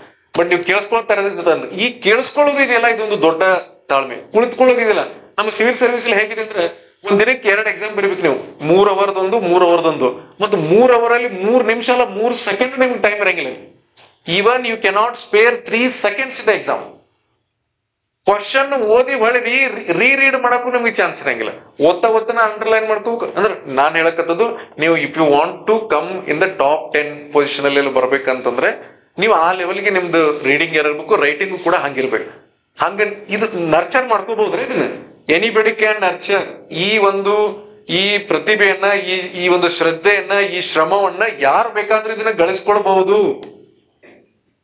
ಇದು ಯಾರು ಬೇಕಾದ್ರೂ ನೀವು ಗಳಿಸ್ಕೊಳ್ಬಹುದು. ಯಾಕೆ ಇಷ್ಟು ಕಾನ್ಫಿಡೆನ್ಸ್ ಹೇಳತ್ತಂದ್ರೆ, ನಾನು ಹೇಗಿದ್ದೆ ಮತ್ತು ನಾನು ಏನ್ ಬದಲಾವಣೆ ಮಾಡ್ಕೊಂಡಿದ್ದೆ ನನಗೆ ಗೊತ್ತಿದೆ. ಹಾಗಾಗಿ ನಿಮ್ಮಲ್ಲಿ ಕೂಡ ಆ ಬದಲಾವಣೆಯನ್ನ ಮಾಡ್ಕೊಳ್ಳಿಕ್ಕೆ ನೀವು ಶಕ್ತರು. ಯಾಕಂದ್ರೆ ನೀವೆಲ್ಲ ಆಲ್ ಮೆರಿಟೋರಿಯಸ್, ಎಲ್ಲ ಒಳ್ಳೆ ರೋಸ್ಟರು ಮತ್ತು ಮೆರಿಟ್ ಮೇಲೆ ಬಂದಿದ್ರಿ. ಇಲ್ಲೆಲ್ಲ ನಿಮ್ಗೆ ಸಾಧ್ಯ ಇದೆ ಅಂತ ನಾನು ಭಾವಿಸ್ತೇನೆ. ಅಂತ ಆ ಬಿಹೇವಿಯರ್ ಅನ್ನ, ನಿಮ್ಮ ಶ್ರದ್ಧೆಯನ್ನ ಗಳಿಸ್ಕೊಳ್ಳೋದನ್ನ ಕಲಿಬಹುದು, ಈಗಲೂ ಕಲಿಬಹುದು. ಈ ಪರ್ಟಿಕ್ಯುಲರ್ ಇನ್ನೊಂದು ನೀವು ಇಲ್ಲಿ 2 ವರ್ಷ, ಈ 2 ವರ್ಷ ಆದ್ಮೇಲೆ ಇನ್ನೊಂದು 3-4 ವರ್ಷ ಒಳ್ಳೆ ರೀತಿಯಿಂದ ನಿಮ್ಮ ಶ್ರಮವನ್ನು ಹಾಕಿದ್ರೆ ಇನ್ನು 5-6 ವರ್ಷ ಆದ್ಮೇಲೆ ನಿಮ್ಮನ್ನ ರಿಕಗ್ನೈಸ್ ಮಾಡುವ ವಿಧಾನನೇ ಬೇರೆ ಇರ್ತದೆ. ಸಮಾಜದಲ್ಲಿ ನಿಮ್ಮನ್ನ ಗುರುತಿಸುವ ವಿಧಾನ, ನಿಮ್ಮನ್ನ ಐಡೆಂಟಿಫೈ ಮಾಡುವ ವಿಧಾನ ಹೇಗಿರ್ತದೆ ಅಂದ್ರೆ ಬಹಳ ಬಹಳ ಬಹಳ ಸರಳವಾಗಿರ್ತದೆ. ಆ ಹುಡುಗಿ ನಮ್ ಕಾಕನ ಮಗ, ನಮ್ಮ ಅಮ್ಮನ ಮಗ, ನಮ್ಮ ದೂರಿಂದ ರಿಲೇಷನ್ ಆಗ್ತಾರ. ಅವ್ರು ಯಾವ ಕಡೆಯಿಂದ ರಿಲೇಷನ್ ಆಗ್ತಾರ ಗೊತ್ತೇ ಇರಂಗಿಲ್ಲ. ಯಾವಾಗಿದು if you have achieved something ಅಂದಾಗ ಅದು ಸಾಧ್ಯ ಇದೆ. ಅದ ಏನಾದ್ರು ಮಾಡಿ ಒಂಚೂರು ಏನಾದ್ರು ತಪ್ಪು ಮಾಡಿ ಅಲ್ಲಿ ಇಲ್ಲಿ ಸಿಕ್ಕಾಕೊಂಡಿರಿ ಅಂತ ತಿಳ್ಕೋರ, ನೀವು ಪಕ್ಕ ಅವ್ರ ತಮ್ಮರೇ ಅಥವಾ ಅಕ್ಕರ ಇರ್ತೀರ ಅಥವಾ ಏನಾರ ಇರ್ತೀರಿ ಪಕ್ಕ ರಿಲೇಷನ್, ಏನಂತಾರ ಹೇಳ್ರಿ, ಅವ್ ಇಲ್ಲ, ಅವ್ರು ಬಹಳ ದೂರ ಸಂಬಂಧ, ಅವ್ರು ಆ ಊರಾಗ ಇಲ್ರಿ ನಾ ಈಗ, ಅಥವಾ ಅವ ಊರ್ ಬಿಟ್ಟು ಹೋಗ್ಯಾನ, ಅಥವಾ ಹುಡುಗಿನ ಊರ್ಬಿಟ್ಟು ಹಿಂಗೆ ಹೇಳ್ರಿ. ಸೊ ಈಗ ನೋ ಮ್ಯಾಟ್ರ್ ಅವ್ರು ಏನಾರು ಮಾತಾಡ್ಲಿ, ಒಳ್ಳೇದ್ರೆ ಮಾತಾಡ್ಲಿ ಕೆಟ್ಟರೆ ಮಾತಾಡ್ಲಿ, ನಾವು ಅವ್ರ ಸಲುವಾಗಿ ಬದುಕೋದ್ ಬೇಡ. ಬಟ್ ನಮ್ ಸಲುವಾಗಿ ಬದುಕ್ಬೇಕಲ್ರಿ, ನಮ್ ಸಲುವಾಗಿ ನಾವ್ ಏನಾರು ಮಾಡ್ಬೇಕಲ್ರಿ. ನೀವು ತಂದೆ ತಾಯಿಗೆ ಮಾಡೋದು ಬೇಡ, ಗುರುಗಳಿಗೆ ಗೌರವ ತರೋದು ಬೇಡ, ವಿಶ್ವವಿದ್ಯಾಲಯಕ್ಕೆ ತರೋದು ಬೇಡ. ನಿಮ್ಮ ಸಲುವಾಗಿ ಒಂದು ಜೀವನದಲ್ಲಿ ಒಂದು ಗುರುತಿಸುವ ವಿಧಾನ, ನಿಮ್ಮನ್ನ ಗುರುತಿಸೋದು ವಿಧಾನ ಚೆನ್ನಾಗಿ ಇರ್ಬೇಕಲ್ರಿ, ನಿಮ್ಮನ್ನ ಕರೆಯುವ ವಿಧಾನ ಚೆನ್ನಾಗಿರ್ಬೇಕಲ್ರಿ. ಈಗ ನೋಡ್ರಿ, ನಮ್ ಊರಿಗೆಲ್ಲ ಹೋದ್ರೆ ಬಾರಿ ಇದನ್ನಿಸ್ತದ ನಂಗೆ. ಅಂದ್ರೆ ಒಂಥರ ಅವ್ರು ನನಗೆಲ್ಲ ಹೋಗೋ ಬಾರೋ ಅನ್ನೋ ದೋಸ್ತರೆಲ್ಲ ಒಟ್ಟೆ ಹಂಗ ಮಾತಾಡೋದಿಲ್ಲ, ಎಷ್ಟು ಹೇಳಿದ್ರು ಕೇಳೋದಿಲ್ಲ. ಅವರು ರಿಕಗ್ನೈಸ್ ಮಾಡೋದನ್ನ ವಿಧಾನನೇ ಬೇರೆ. ಅವ್ರಿಗೆ ಎಷ್ಟೇ ನಾನು ಆತ್ಮೀಯವಾಗಿ ಇರಾಕ್ ಬಯಸಿದ್ರು ಕೂಡ, ಇಲ್ಲಪ್ಪ ಇವ್ರು ಸಾಹೇಬ್ರ ಅಂತ ಹೇಳಿ ತರ ಇದ್ರೊಳಗೆ ಇರ್ತಾರ. ಸೊ ಬಟ್ ಆ ಐಡೆಂಟಿಟಿ ಮತ್ತು ಸಮಾಜದಲ್ಲಿ ಬೇರೆ ಬೇರೆ ಎಲ್ಲೇ ಹೋದ್ರು ಕೂಡ ಆ ಗುರುತಿಸುವ ವಿಧಾನ ಇರ್ತದೆ, ಅದು ಪೂರ್ತಿ ಬದಲಾಗ್ಬಿಡ್ತದೆ. ನಿಮ್ ಲೈಫ್ ಸ್ಟೈಲ್ ಚೇಂಜ್ ಆಗುತ್ತೆ. ನನ್ನ ಬಹಳ ಹೆಮ್ಮೆ ಇದೆ, ನನ್ನ ತಂದೆ ತಾಯಿ ಎಲ್ಲೋ ಕೂಲಿ ಮಾಡ್ಕೊಂಡು ಎಲ್ಲೆಲ್ಲೋ ಕೆಲಸ ಮಾಡ್ತಿದ್ರು. ಇವತ್ತು ನಾನು ಎಲ್ಲಿ ACI ಕೆಲಸ ಮಾಡ್ತೀನಿ ಅಥವಾ ಎಲ್ಲಿ ನನ್ನ ಪೋಸ್ಟಿಂಗ್ ಇರ್ತದ, ನನ್ನ ತಂದೆ ತಾಯಿ ನನ್ನ ಮನಿ ಇವತ್ತು ನನ್ನ ಸ್ವಂತ ಮನಿ ಇನ್ನೂ ಅಂದ್ರೆ ನಮ್ಮ ತಂದೆ ಮನೆ 10x10 2 ರೂಮ್ದಾಗ ಒಂದು ಅಡಿಗೆ ಮನಿ, ಒಂದು ಪಡಸಲಿ ಅಡಿಗೆ ಮನಿ, ಇಷ್ಟೇ, ಬೇರೆ ಏನಿಲ್ಲ ನಾವು. ಆದ್ರೆ ಇವತ್ತು ನಾನು ಅವ್ರನ್ನ 3 BHK 4 BHK ಮನೇಲಿ ಇರ್ತೀನಿ. ಸರ್ಕಾರ ಕೊಟ್ಟಿರ್ತದ ಒಮ್ಮೆ ನನಗೆ ಒಳ್ಳೆ ಬಂಗ್ಲೆ ಇಟ್ಕೊಳ್ಳೋಷ್ಟು 5 ಡಿಜಿಟ್ ಸ್ಯಾಲ್ರಿ ಇದೆ, ಒಳ್ಳೆ ಕಾರ್ ಇದೆ, ಮತ್ತೇನ್ ಬೇಕ್ರಿ. ಆಮೇಲೆ ಇದ್ರ ಜೊತೆಗೆ ನಾನೊಂದಷ್ಟು ಒಳ್ಳೆ ಬೇರೆ ಬೇರೆ ಆಕ್ಟಿವಿಟೀಸ್ ಅಲ್ಲಿ ಒಳ್ಳೆ ಈ ತರ ಗೈಡ್ ಮಾಡೋದು, ಬೇರೆ ಬೇರೆ ಇಲ್ಲಷ್ಟೇ ಅಲ್ಲದೆ ಬೇರೆ ಬೇರೆ ಕಡೆ ಹೋಗೋದು, ಮೋಟಿವೇಟ್ ಮಾಡೋದು. ಇದು ಯಾಕೆ ಮಾಡ್ತೇನೆ ಹೇಳ್ರಿ? ಇವತ್ತು ನಾನು ಅಶ್ವಿನಿ ಜಾಮುನಿ ಅವರು ಆಗ್ಲಿ, ನಮ್ಮ ಪ್ರೊಫೆಸರ್ ಇವರು ನಮ್ಮ ಚೇರ್ಮನ್ ಆಗ್ಲಿ, ಅವರು ನನಗೆ ಆಕ್ಚುಲಿ ಹೇಳಿದೆ, ನಾನು ಬರೋದಿಲ್ರಿ, ಮಾಡ್ಕೊಡ್ರಿ, ಸ್ವಲ್ಪ ಲೇಟ್ ಆಯ್ತು, ಇಷ್ಟು ಸಮಯ ಹಾಳು ಮಾಡಿ ಬರೋದು ವೇಸ್ಟ್ ಆಗ್ತದೆ, ನೀವು ಮಾಡ್ಕೊಡ್ರಿ ಅಂತ ಹೇಳಿ. ಆದ್ರೂ ಇಲ್ಲ ಸರ್, ನೀವು ಯಾವಾಗರೇ ಬರ್ರಿ, ನಾವು ಒಟ್ಟು ಬರ್ರಿ ಅಂತ ಹೇಳಿ. ನಾನು ಕೂಡ ಎಷ್ಟೇ ದೂರ ಇದ್ರು ಒಮ್ಮೆ ಆ ಕಾರ್ಯಕ್ರಮಗಳಿಗೆ ಹೋಗ್ತೀನಿ, ವಿದ್ಯಾರ್ಥಿಗಳಿಗೆ ಮಾತಾಡ್ಲಿಕ್ಕೆ ಹೋಗ್ತೀನಿ. ಯಾಕೆ ಹೋಗ್ತೀನಿ ಅಂದ್ರೆ, ಹಿಂಗ ನಿಮ್ಮಂದಿನಪ್ಪ ಎಲ್ಲೋ ನಾನು ಒಂದು ಮೂಲ್ಯಾಗ ಕುಂತ ಕೇಳ್ತಿದ್ದೆ. ಇಲ್ಲಿ ಬೆಳಗಾವದಲ್ಲೆಲ್ಲ ಯಾರಾದ್ರೂ ಒಬ್ರು ಆಫೀಸರ್ ಬಂದ್ ಮಾತಾಡ್ತಾರಂದ್ರೆ ಹುಡುಕ್ಯಾಡಿ ಒಂದೊಂದ್ ಕಡೆ ಹಿಂಗ್ ಮೂಲ್ಯಾಗ ನಿಂತು ಕೇಳಿದೇವ್ ನಾವು ಭಾಷಣ. ಕುಂಡಾಕ್ ಜಾಗ ಇಲ್ದಾರ ನಿಂತು ಕೇಳಿದೆವು, ಅವರಿಂದೆಲ್ಲ ಪ್ರೇರಣೆ ಪಡೆದಿದ್ದೀವಿ. ಹಾಗೆ ನಾನು ಹೇಳೋ ಮಾತು, ಇಲ್ಲಿರ್ತಕ್ಕಂಥ 70-150 ಜನ ಇದ್ರೆ 150 ಜನ ಎಲ್ಲ ಬದಲಾಗ್ತಿರೋ ಬೇಡ. ನಂಗೆ ಒಂದು 5-10 ಜನ ನಿಮ್ ಮನ ಪರಿವರ್ತನೆ ಆಗಿ ಏನಾದ್ರೂ ಒಂದ್ ಸ್ವಲ್ಪ ಬದಲಾವಣೆ ಮಾಡ್ಕೊಂಡು, ಇಲ್ಲ ನನ್ನ ಲೈಫ್ ಸ್ಟೈಲ್ ಹಿಂಗೆ ಇರ್ಬೇಕು, ನಾನು ಬದಲಾಗಬೇಕು, ನಾನು ಬೆಳಗ್ಗೆ ಬೇಗ ಹೇಳ್ಬೇಕು, ನಾನು 5 AM ಕ್ಲಬ್ನಾಗ ಇರ್ಬೇಕು, ಮಾಡ್ಕೊಡ್ರಿ. ಹಂಗ ನಿಮ್ಮಲ್ಲಿ 5 AM ಕ್ಲಬ್ ಅಂತ ಮಾಡ್ಕೊಡ್ರಿ, 4 AM ಕ್ಲಬ್ ಅಂತ ಮಾಡ್ಕೊಡ್ರಿ, 8 AM ಕ್ಲಬ್ ಮಾಡ್ಕೋಬೇಡ್ರಿ, ಮತ್ತೆ 8 PM ಮಾಡ್ಕೋಬೇಡ್ರಿ. ಆ ಕ್ಲಬ್ಗಳೆಲ್ಲ ಯಾಕಂದ್ರೆ ಬೆಳಗ್ಗೆ ಬೇಗ ಹೇಳೋದು, ಬೆಳಗ್ಗೆ ಬೇಗ ಎದ್ದು ಓದೋದು, ಈ ಎಲ್ಲಾ ಬದಲಾವಣೆಗಳನ್ನ ರೂಢಿಸ್ಕೊಂಡ್ರೆ ಡೆಫಿನೆಟ್ಲಿ ನಿಮ್ಗೆ ಒಳ್ಳೇದಾಗೇ ಆಗ್ತದೆ. ಆ ಒಂದು ಗುರಿ ಹತ್ರ ನೀವು ಹೋಗ್ಲಿಕ್ಕೆ ಯಾವಾಗಲೂ ಸಿದ್ಧರಾಗಿರ್ಬೇಕು. ನೀವು ಯಾವಾಗ ನಿಮ್ಮ ಎನರ್ಜಿ ಡ್ರಾಪ್ ಆಗ್ತಿರ್ತದ, ಯಾವಾಗ ನಿಮ್ಮ ಪಾಸಿಟಿವ್ನೆಸ್ ಡ್ರಾಪ್ ಆಗ್ತಿರ್ತದ, ಅವಾಗೆಲ್ಲ ನೀವು ಒಂದೇ ಕೆಲಸ ಮಾಡ್ಬೇಕು. ಒಂದು ಪತ್ರಿಕೆ ಒಳಗಿಂದ ಯಾವ್ದಾದ್ರು ಒಂದು ಪಾಸಿಟಿವ್ ಇರ್ತಕ್ಕಂಥ ಒಂದು ನೋಟ್ ಅನ್ನ ಓದ್ರಿ. ಇಲ್ಲ ಈ ಹಾಳು ಮುಳು ರೀಲ್ಸ್ ಅವು ಇವು ನೋಡಿ ಟೈಮ್ ವೇಸ್ಟ್ ಮಾಡೋಕ್ಕಿಂತ ನೀವು ದಯವಿಟ್ಟು ಇದಕ್ಕೆ ಟೈಮ್ ಕೊಡಕ್ ಹೋಗ್ಬಿಡ್ರಿ. ಯಾಕೆ ಈ ಮಾತು ಹೇಳ್ತಿದ್ರೆ, ದ ಫೋಕಸ್ ಟೈಮ್ ಏನಾಗಿದೆ ಅಂದ್ರೆ ಈಗ 7 ಸೆಕೆಂಡ್ ಬಂದಿದೆ. ಕಾನ್ಸಂಟ್ರೇಟ್ ಮಾಡ್ಬೇಕಲ್ಲ ನಾವು ಯಾವ್ದಾರ ವಿಷಯದ ಮೇಲೆ. ಇವ್ ಹೆಂಗಿರ್ತಾವ, ನಾವ್ ಏನ್ ಮಾಡ್ತೇವೆ, ಇದನ್ನ ಮಾಡ್ದಂಗ್ ಮಾಡ್ತಿರ್ತೇವೆ, ಏನದ ಸ್ವೈಪ್ ಅಲ್ಲ, ಸ್ಕ್ರೋಲ್, ಒಂದೊಂದು ಕೆಳಗೆ ಇಳಿಯೋದವ್ ಕಾಂತಿ, ಕೆಲವೊಂದು ಮ್ಯಾಲ ಇಳಿಯೋದವ್ ಕಾಣ್ತದಲ್ಲ, ಏನೆಲ್ಲ ಮ್ಯಾಲ ಸರ್ಸೋದವ್. ಸೊ ಅದ್ರೊಳಗನೆ ಏನಾಗ್ಬಿಡ್ತದೆ, ನಮ್ ಸಮಯ ಎಲ್ಲ ಅಲ್ಲೇ ಹಾಳು ಮಾಡತ್ತೀವಿ. ಅದನ್ನ ಬಿಟ್ಟು ಹೊರಗೆ ಬರ್ರಿ. ನೀವು ಇಫ್ ಯು ವಾಂಟ್ ಏನೋ ಸಮಥಿಂಗ್ ಏನೋ ನಿಮ್ಗೆ ನಿಜವಾಗಿ ಕೇಳ್ಬೇಕಾ, ನೀವು ಅದನ್ನ ಕ್ವಾಲಿಟಿಯಾಗಿ ಕನ್ವರ್ಟ್ ಮಾಡ್ಕೊಡ್ರಿ. ಒಬ್ಬ ಗುರುರಾಜ್ ಕರ್ಜಿಗೆ ಅವ್ರದ್ದು ಒಂದು ತಾಸು ಕೇಳ್ರಿ, ಚಲೋ ಮಾಡಿ ಇಡ್ರಿ, 1 hour ಗಂಟ್ಲೆ ಕೇಳ್ರಿ. ನೀವು ನಿಜವಾಗಿ ನಿಮ್ಮ ಬದಲಾವಣೆ ನೋಡ್ರಿ ಅದು ಹೇಗಿರ್ತದಂತ. ನಾನು ಇವತ್ತಿಗೂ ಕೂಡ ನನ್ನ ಎಲ್ಲಾ ಜರ್ನಿ ಟೈಮು, ನನ್ನ ಟ್ರಾವೆಲಿಂಗ್ ಟೈಮು ಎಲ್ಲರೂ ಒಂದ್ ಕಡೆ ಖಾಲಿ ಕೂತೀನಿ ಅಂದ್ರೆ ನಾನು ಕೂಡ ಮೊಬೈಲ್ ಯೂಸ್ ಮಾಡ್ತೇನೆ. ನಾನೇನು ಮೊಬೈಲ್ ಬ್ರಹ್ಮಚಾರಿ ಏನಲ್ಲ. ಆದ್ರೆ ಎದಕ್ಕೆ ಉಪಯೋಗ ಮಾಡ್ತೀವಿ ಮತ್ತೆ ಹೆಂಗ್ ಉಪಯೋಗ ಮಾಡ್ತೀವಿ ಮತ್ತೆ ಅದನ್ನ ಹೇಗೆ ನನಗೆ ಬೇಕಾದಂತೆ ಬದಲಾವಣೆ ಮಾಡ್ಕೊಳತ್ತೀನಿ ಅನ್ನೋದ್ರ ಮೇಲೆ ಅದು ಇದಾಗ್ತದೆ. ನಾವೆಲ್ಲ ಸ್ಟಡಿ ಸ್ಟಾರ್ಟ್ ಟೈಮ್ ಮಾಡಿದಾಗ ಟಾಟಾ ಡೊಕೊಮೊ ಅನ್ನೋದು ಒಂದೇ ಇಂಟರ್ನೆಟ್ ಇತ್ತು ಅವಾಗ 2010 ವರ್ಷದ ಹಿಂದಿನ 12 ವರ್ಷದ ಹಿಂದೆ ಹೇಳ್ಬೇಕಾದ್ರೆ. ಈ ಜಿಯೋ ಗಿಯೋ ಎಲ್ಲ ಸಿಕ್ಕಾಪಟ್ಟಿ ಡಾಟಾ ಇದೇನೂ ಇರ್ಲಿಲ್ಲ. ಆ ಕೊಟ್ಟಿರೋ 100 MB ಡಾಟಾ, 100 MB ಡಾಟಾಗೆ ಎಷ್ಟು ಒಂದು 50 ರೂಪಾಯಿ 100 ರೂಪಾಯಿ ಹಿಂಗೇನೋ ಕೊಟ್ಟು ಅದ್ರೊಳಗೆ NCERT ಬುಕ್ಸ್ ಎಲ್ಲ ಲ್ಯಾಪ್ಟಾಪ್ ಅಲ್ಲಿ ಡೌನ್ಲೋಡ್ ಮಾಡ್ಕೊಂಡು ಅದನ್ನ ಓದ್ಲಿಕ್ಕೆ ಸ್ಟಾರ್ಟ್ ಮಾಡ್ತೀವಿ. ಯಾಕಂದ್ರೆ ಕೊಂಡು ತರಬೇಕಂದ್ರೆ ಕಾಸ್ಟ್ಲಿ, ಅಲ್ಲಿ ಸ್ವಲ್ಪ 100-100 ರೂಪಾಯಿದಾಗ ಎಲ್ಲಾನ ಸಿಗ್ತಾವಂತ ಡೌನ್ಲೋಡ್ ಮಾಡಿ ಹಿಂಗೆಲ್ಲ ಅದ್ರಲ್ಲೆಲ್ಲ ನೋಟ್ಸ್ ಮಾಡಿ ಓದ್ತಿದ್ವಿ. ಈಗ ಏನ್ ಮಾಡ್ತೀವಿ, ಯೂಟ್ಯೂಬ್ ಅಲ್ಲಿ ಬಹಳ ನೋಡಿ ಇಷ್ಟು ಬದಲಾವಣೆ ಆಗಿದೆಲ್ಲ. ನಾನು ನಿಮ್ಗೆ ಹೇಳಿದೆ ಏನು, ನಾನು ಎಲ್ಲೂ ಕೋಚಿಂಗ್ ಹೋಗಿಲ್ಲ, ಎಲ್ಲೂ ಹೋಗಿಲ್ಲ ಅಂತ ಹೇಳಿದೆ. ಬಟ್ ಯಾಕೆ ಹೋಗಿಲ್ಲ ಅಂತ ನಿಮ್ಗೆ ಹೇಳಿದೆ. ಯಾಕೆ ಹೋಗಿಲ್ಲ ಅಂದ್ರೆ ರೊಕ್ಕ ಇರ್ಲಿಲ್ರಿ ಹೋಗಕ್ಕ. ಇವತ್ತು ನನ್ನ ಹತ್ರ ಲಕ್ಷಾಂತರ ರೂಪಾಯಿ ರೊಕ್ಕ ಇರ್ಬೋದು, ಅವತ್ತು 30,000 ರೂಪಾಯಿ ಇದ್ದಿದ್ರೆ ನಾನು IAS ಮಾಡ್ತಿದ್ದೆ. ಕನ್ನಡ ಲಿಟ್ರೇಚರ್ ಹೋಗಿ ಡೆಲ್ಲಿಗೆ ಅಥವಾ ಬೆಂಗಳೂರಿಗೆ ಹೋಗಿ ಕೋಚಿಂಗ್ ತಗೊಂಡಿದ್ದಂದ್ರೆ UPSC ಓದಿ ನಾನು IAS ಹೋಗ್ತಿದ್ದೆ, ಬಿಡ್ತಿರ್ಲಿಲ್ಲ. ಬಟ್ ಏನಂದ್ರೆ ನೀವು ಹೇಳಿದ್ನಲ್ಲ, ಹುಟ್ಟಿದ ಸಣ್ಣ ಹಳ್ಳಿ ಒಳಗೆ ನೋಡಿದ್ದ ಬರೀ ಸಣ್ಣ ಸಣ್ಣ ಹುದ್ದೆಗಳನ್ನಷ್ಟ ನೋಡ್ಕೋತ ಓದ್ಕೋತ ನಮಗೆ ನಾವೇ ನಮ್ಮ ಗುರಿಯನ್ನ ನಾವೇ ಎಕ್ಸ್ಪಾನ್ಷನ್ ಮಾಡತ್ತೀವಿ. ಯಾರು ಇದಕ್ಕೆ ಬಂದು ನಮ್ಗೆ ಮೋಟಿವೇಟ್ ಮಾಡೋರಿಲ್ಲ. ಇನ್ನೇನು ನನಗೆ IAS ತಿಳುವಳಿಕೆ ಬರೋದಕ್ಕೆ ನಾನು ಆಲ್ರೆಡಿ ಜಾಯ್ನ್ ಆಗಿ 2-3 ವರ್ಷ ಸರ್ವಿಸ್ ಆಗಿತ್ತು. ಇನ್ನೇನು ಅದು ಮತ್ತೆ ಇನ್ನು ಅಲ್ಲಿ ಓದಿ ಆ ಕಡೆಯಲ್ಲಿ ಹೋದ ಇನ್ನು ಕೆಲಸನೇ ಮಾಡೋಣ ಜನರಿಗೆ ಸ್ವಲ್ಪ ಅಂತೇಳಿ ಸ್ಟಾರ್ಟ್ ಮಾಡಿದೆ. ಈಗ ಇಲ್ಲಿ ನಾನು IAS ಎಕ್ಸಾಮ್ ಬರಿದೇ ಇದ್ರು ನನಗೆ IAS ಬರ್ತದೆ. ಕನ್ಫರ್ಡ್ IAS ಆಗ್ತೀನಿ ನಾನು. ಗೌರವ ಪ್ರಧಾನವಾಗಿ IAS ಅನ್ನು ನಮಗೆ ನೀಡಲಾಗುತ್ತದೆ, ಅದು ಗಳಿಸ್ತೀನಿ, ಅದರಲ್ಲಿ ಏನು ಅಭ್ಯಂತರ ಇಲ್ಲ. ಆದ್ರೆ ನಿಮಗೆ ನಾನು ಏನು ಕಿವಿಮಾತು ಹೇಳಲಿಕ್ಕೆ ಬಯಸ್ತಾ ಇದ್ದೀನಿ ಅಂದ್ರೆ, ಆ ಪರ್ಟಿಕ್ಯುಲರ್ ಟೈಮ್ ಅಲ್ಲಿ ಇದ್ದಂತಹ ಎನರ್ಜಿ ಒಳ್ಳೆ ಮತ್ತೆ ಸಿಗಲ್ಲ. ಈ ಟೈಮ್ ಅನ್ನ ನೀವು ಸದುಪಯೋಗ ಮಾಡಿಸ್ಕೊಳ್ಬೇಕು. ಅದನ್ನ ಮಾಡ್ಕೊಡ್ರಿ. ನೀವು ಯಾವ್ದಾದ್ರೂ ಆಗಲ್ಲ, ನಾನು ಇದನ್ನ ಪರ್ಟಿಕ್ಯುಲರ್ ನಿಮ್ ಪದೇ ಹೇಳ್ತಾ ಇದ್ದೀನಿ, ನೀವು ಇದೇ ಆಗ್ರಿ ಅಂತ ಹೇಳ್ತೀನಿ. ಈವನ್ ನೀವು ಒಂದು ಸಣ್ಣ ಕ್ಲರ್ಕ್ ಆಗಿ ಜಾಯ್ನ್ ಆಗ್ರಿ. ಬಟ್ ನೀವು ಮಾಡೋ ಕೆಲಸ ಹೆಂಗಿರ್ಬೇಕಂದ್ರೆ 10 ಜನ ನೋಡ್ರಿ, ನನಗೆ ಖುಷಿ ಆಯ್ತು, ಇವ್ರನ್ನ ಬಿಡ್ತಾನೆ ಇಲ್ಲ ಯಾರು ನಮ್ಮ ಕೇಸ್ ವರ್ಕರ್ನ. ನಾನ್ ಟೀಚಿಂಗ್ ಏನ್ರ ಹೆಸರು ಶಿವ. ನೋಡ್ರಿ ಡೀನ್ರು ನಮ್ಮನ್ನ ಯಾರು ಮಾತಾಡ್ಸ್ಕಿಂತ ಹೆಚ್ಚ ಶಿವನ ಮಾತಾಡ್ಸತ್ತಾರೆ. ಹಂಗ ಫೇವ್ರೇಟ್ ಆಗ್ಬೇಕಂತ ನಾನು ಹೇಳೋದು. ನೀವು ಮಾಡೋ ಕೆಲಸದಲ್ಲಿ ಹೇಗಿರ್ಬೇಕು ಅಂದ್ರೆ ರಿಕಗ್ನೈಸ್ ಆಗ್ಬೇಕು.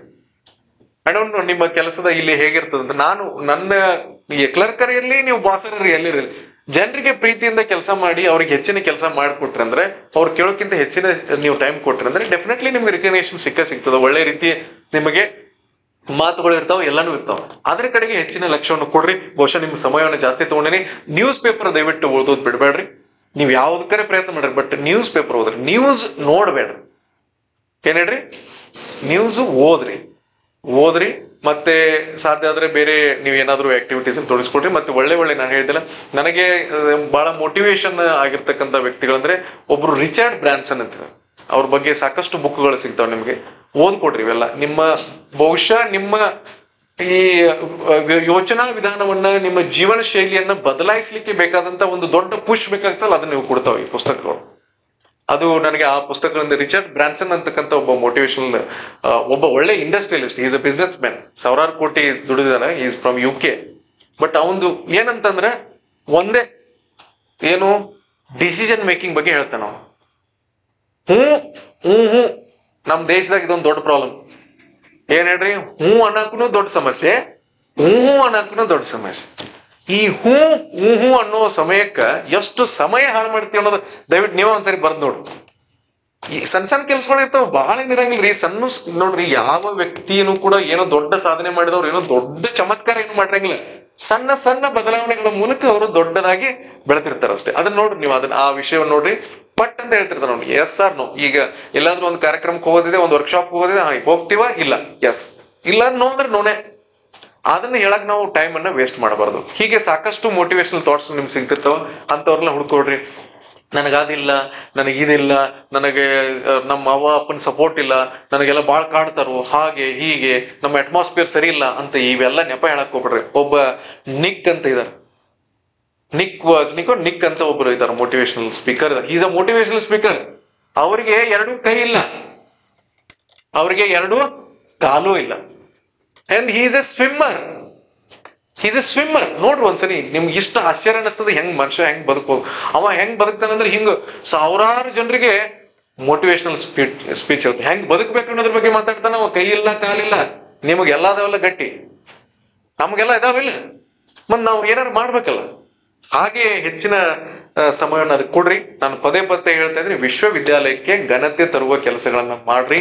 ನಿಮ್ಮನ್ನ ನೋಡಿ ನಾವೆಲ್ಲರೂ ಹೆಮ್ಮೆ ಪಡಬೇಕು. ಇವತ್ತು ನನಗೆ ಸಾಕಷ್ಟು ಸಮಯವನ್ನು ಕೊಟ್ಟಿದ್ದೀನಿ ನಿಮ್ ಜೊತೆ ಮಾತಾಡ್ಲಿಕ್ಕೆ. ಅಂಡ್ ನಾನು ಇದೊಂದು ಫ್ಯಾಮಿಲಿ, ಇದು ನಂದೇ ಫ್ಯಾಮಿಲಿ ಅಂತ ಹೇಳಿ ಸ್ವಲ್ಪ ಜಾಸ್ತಿ ಗ್ರಾಂಟೆಡ್ ಆಗಿ ತಗೊಂಡಿದ್ದೀನಿ. ಎಲ್ಲ ಬೇರೆ ಡಿಪಾರ್ಟ್ಮೆಂಟ್ ದವ್ರು ಯಾರಿಗೆ ಹೇಳ್ಬೇಡ್ರಿ, ಮತ್ತೆ ಜಗಳ ತೆಗಿತಾರ. ಯಾಕಂದ್ರೆ ಆಮೇಲೆ ಮತ್ತೆ ಅವ್ರ ಕಾರ್ಯಕ್ರಮ ಕರಿತಿರ್ತಾರ, ಇಲ್ಲ ಸರ್ ನೀವು ಕಾಮರ್ಸ್ ಅವ್ರು ಭಾರಿ ಪ್ರಿಫರೆನ್ಸ್ ಕೊಡ್ತೀರಂತ ಅನ್ನಬಾರ್ದು. ಹಾಗಾಗಿ ಆ ಒಂದು ಆತ್ಮೀಯತೆಯನ್ನ ಹೆಚ್ಚಿಗೆ ಗಳಿಸ್ಕೊಂಡು ನಿಮ್ ಕಡೆಯಿಂದ ನಾನು ಅದಕ್ಕೆ ನಿಮ್ಗೆ ಹೆಚ್ಚಿನ ಸಮಯವನ್ನ ಮಾತಾಡಿದ್ದೀನಿ. ಇದರಲ್ಲಿ ಒಂದಷ್ಟು ಒಳ್ಳೆಯ ವಿಷಯಗಳನ್ನ ತಗೊಳ್ರಿ. ತಗೊಂಡು ಏನಾದ್ರೂ ಒಂದು ಒಳ್ಳೆಯ ಹೆಸರು ಬಂದ್ರೆ, ನಾನು ಇವತ್ತು ಈ ಕಾರ್ಯಕ್ರಮಕ್ಕೆ ಎಷ್ಟು ಸಮಯವನ್ನು ಕೊಟ್ಟದ್ದು. ನಾವೆಲ್ಲ ಕಾಮರ್ಸ್ ಅಲ್ರಿ, ಏನ್ ನೋಡ್ತೇವೆ ನಾವು? ಲಾಭ ನಷ್ಟ. ನನಗೆ ಯಾವಾಗ ಲಾಭ ಆಗೋದು ಹೇಳ್ರಿ? ನೀವೇನಾದ್ರೂ ಒಂದು ಅಚೀವ್ ಮಾಡಿ, ನಾನು ಎಲ್ಲೋ ಇರ್ತೀನಿ ಅವಾಗ. ನಮ್ ಡೀನ್ರ್ ಇರ್ತಾರ ಕರೆದು, ಇಲ್ಲ ಸರ್ ಇಂಥ ಬ್ಯಾಚ್ ದವರು, ಇಂಥ ವರ್ಷದವರು ಇಂಥ ಸಾಧನೆ ಮಾಡ್ಯಾರ ಸರ್, ಅವ್ರನ್ನ ಕರೆಸಿ ಇವತ್ತು ನಾವು ಅವ್ರದೇ ಗೆಸ್ಟ್ ಲೆಕ್ಚರ್ ಮಾಡಿಸಿದ್ವಿ ಸರ್, ಅವ್ರದೇ ನಾವು ಚೀಫ್ ಗೆಸ್ಟ್ ಆಗಿ ಕರೆದಿದ್ವಿ ಸರ್, ಅವರಿಂದನೇ ಭಾಷಣ ಮಾಡಿಸಿದ್ವಿ ಸರ್ ಅಂತ ಏನ್ ಹೇಳ್ತಾರಲ್ಲ, ಅದು ನನಗೆ ನಿಜವಾದ ಲಾಭ. ನನಗೆ ಲಾಭ ಅದು. ನನ್ನ ಸಮಯವನ್ನು ಏನ್ ನಿಮಗೆ ಇಲ್ಲಿ ಕೊಟ್ಟೇನಿಲ್ಲ, ನನಗೆ ಲಾಭ ಅದು. ನೀವು ಏನೂ ಮಾಡ್ಲಿಲ್ಲ ಅಂದ್ರೆ ಇದರಷ್ಟು ನುಕ್ಸಾನ್ ನನಗೆ ಯಾವಾಗೂ ಆಗಂಗಿಲ್ಲ. ಸೊ ಹಾಗಾಗಿ ನೀವು ನನಗೆ ಒಳ್ಳೆಯ ಒಂದು ಆ ರಿಸಲ್ಟ್ ಅನ್ನ, ಒಳ್ಳೆಯ ಲಾಭಾಂಶವನ್ನ ನನಗೆ ಆ ಮೂಲಕ